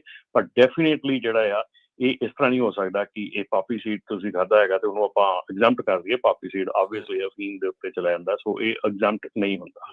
ਸੋ ਇੱਥੋਂ ਲੈਸਨ ਵੀ ਆ ਰਮਨ ਜੀ ਵੀ ਜੇ ਹੁਣ ਜਿੰਨੇ ਵੀ ਸਾਡੇ ਸਰੋਤੇ ਸੁਣ ਰਹੇ ਆ ਤੇ ਆਪਾਂ ਜ਼ਰੂਰੀ ਉਹ ਵੈਗਲ ਖਾਣੀ ਆ, ਹੋਰ ਕੋਈ ਖਾ ਲਓ, ਹਨਾ। ਸੋ ਜਦੋਂ ਆਪਾਂ ਕੋਈ ਜੇ ਹੁਣ ਮੈਂ ਆਂਡੇ ਨਹੀਂ ਖਾਂਦਾ, ਆਪਾਂ ਕੋਈ ਵੀ ਚੀਜ਼ ਖਰੀਦਦੇ ਆ ਉਹ 'ਚ ਦੇਖਦੇ ਆ ਵਿੱਚ ਹੈ ਤਾਂ ਨਹੀਂ ਕੋਈ ਐਗ ਦਾ ਪਾਰਟ, ਹਨਾ। ਸੋ ਆਪਾਂ ਨੂੰ ਇਹ ਮੇਕ ਸ਼ੋਰ ਕਰਨਾ ਚਾਹੀਦਾ। ਬਿਲਕੁਲ ਠੀਕ ਹੈ ਜੀ, ਜੀ, ਕਿਉਂਕਿ ਜੀ। ਜਦ ਪਤਾ ਵੀ ਤੁਹਾਡੀ ਪੂਰੀ ਜ਼ਿੰਦਗੀ ਦਾ ਜਿੱਥੋਂ ਤੁਹਾਡੀ ਸਾਰੀ ਕਮਾਈ ਹੋਣੀ ਆ, ਹਨਾ, ਤੁਸੀਂ ਉਹਨੂੰ ਰਿਸਕ 'ਚ ਕਿਉਂ ਪਾਉਣਾ, ਹਨਾ। ਉਹਦਾ ਆਲਟਰਨੇਟਿਵ ਹੋਰ ਕੁਛ ਛਕ ਲਓ। ਸੋ ਸਾਡਾ ਜੀ, ਸਾਡਾ ਸਮਾਂ ਵੀ ਸਮਾਪਤੀ ਵਾਲਾ। ਬਹੁਤ ਬਹੁਤ ਤੁਹਾਡਾ ਧੰਨਵਾਦ ਤੇ ਸਾਰੇ ਹੀ ਸਰੋਤਿਆਂ ਨੂੰ ਮੇਰੇ ਵੱਲੋਂ, ਹਰਜੋਤ ਸਿੰਘ ਖਾਲਸਾ ਵੱਲੋਂ ਬਹੁਤ ਹੀ ਪਿਆਰ ਤੇ ਸਤਿਕਾਰ ਭਰੀ ਸਤਿ ਸ਼੍ਰੀ ਅਕਾਲ ਤੇ ਸੁਣਦੇ ਰਹੋ ਸਤਿ ਸ਼੍ਰੀ ਅਕਾਲ। Punjabi radio USA।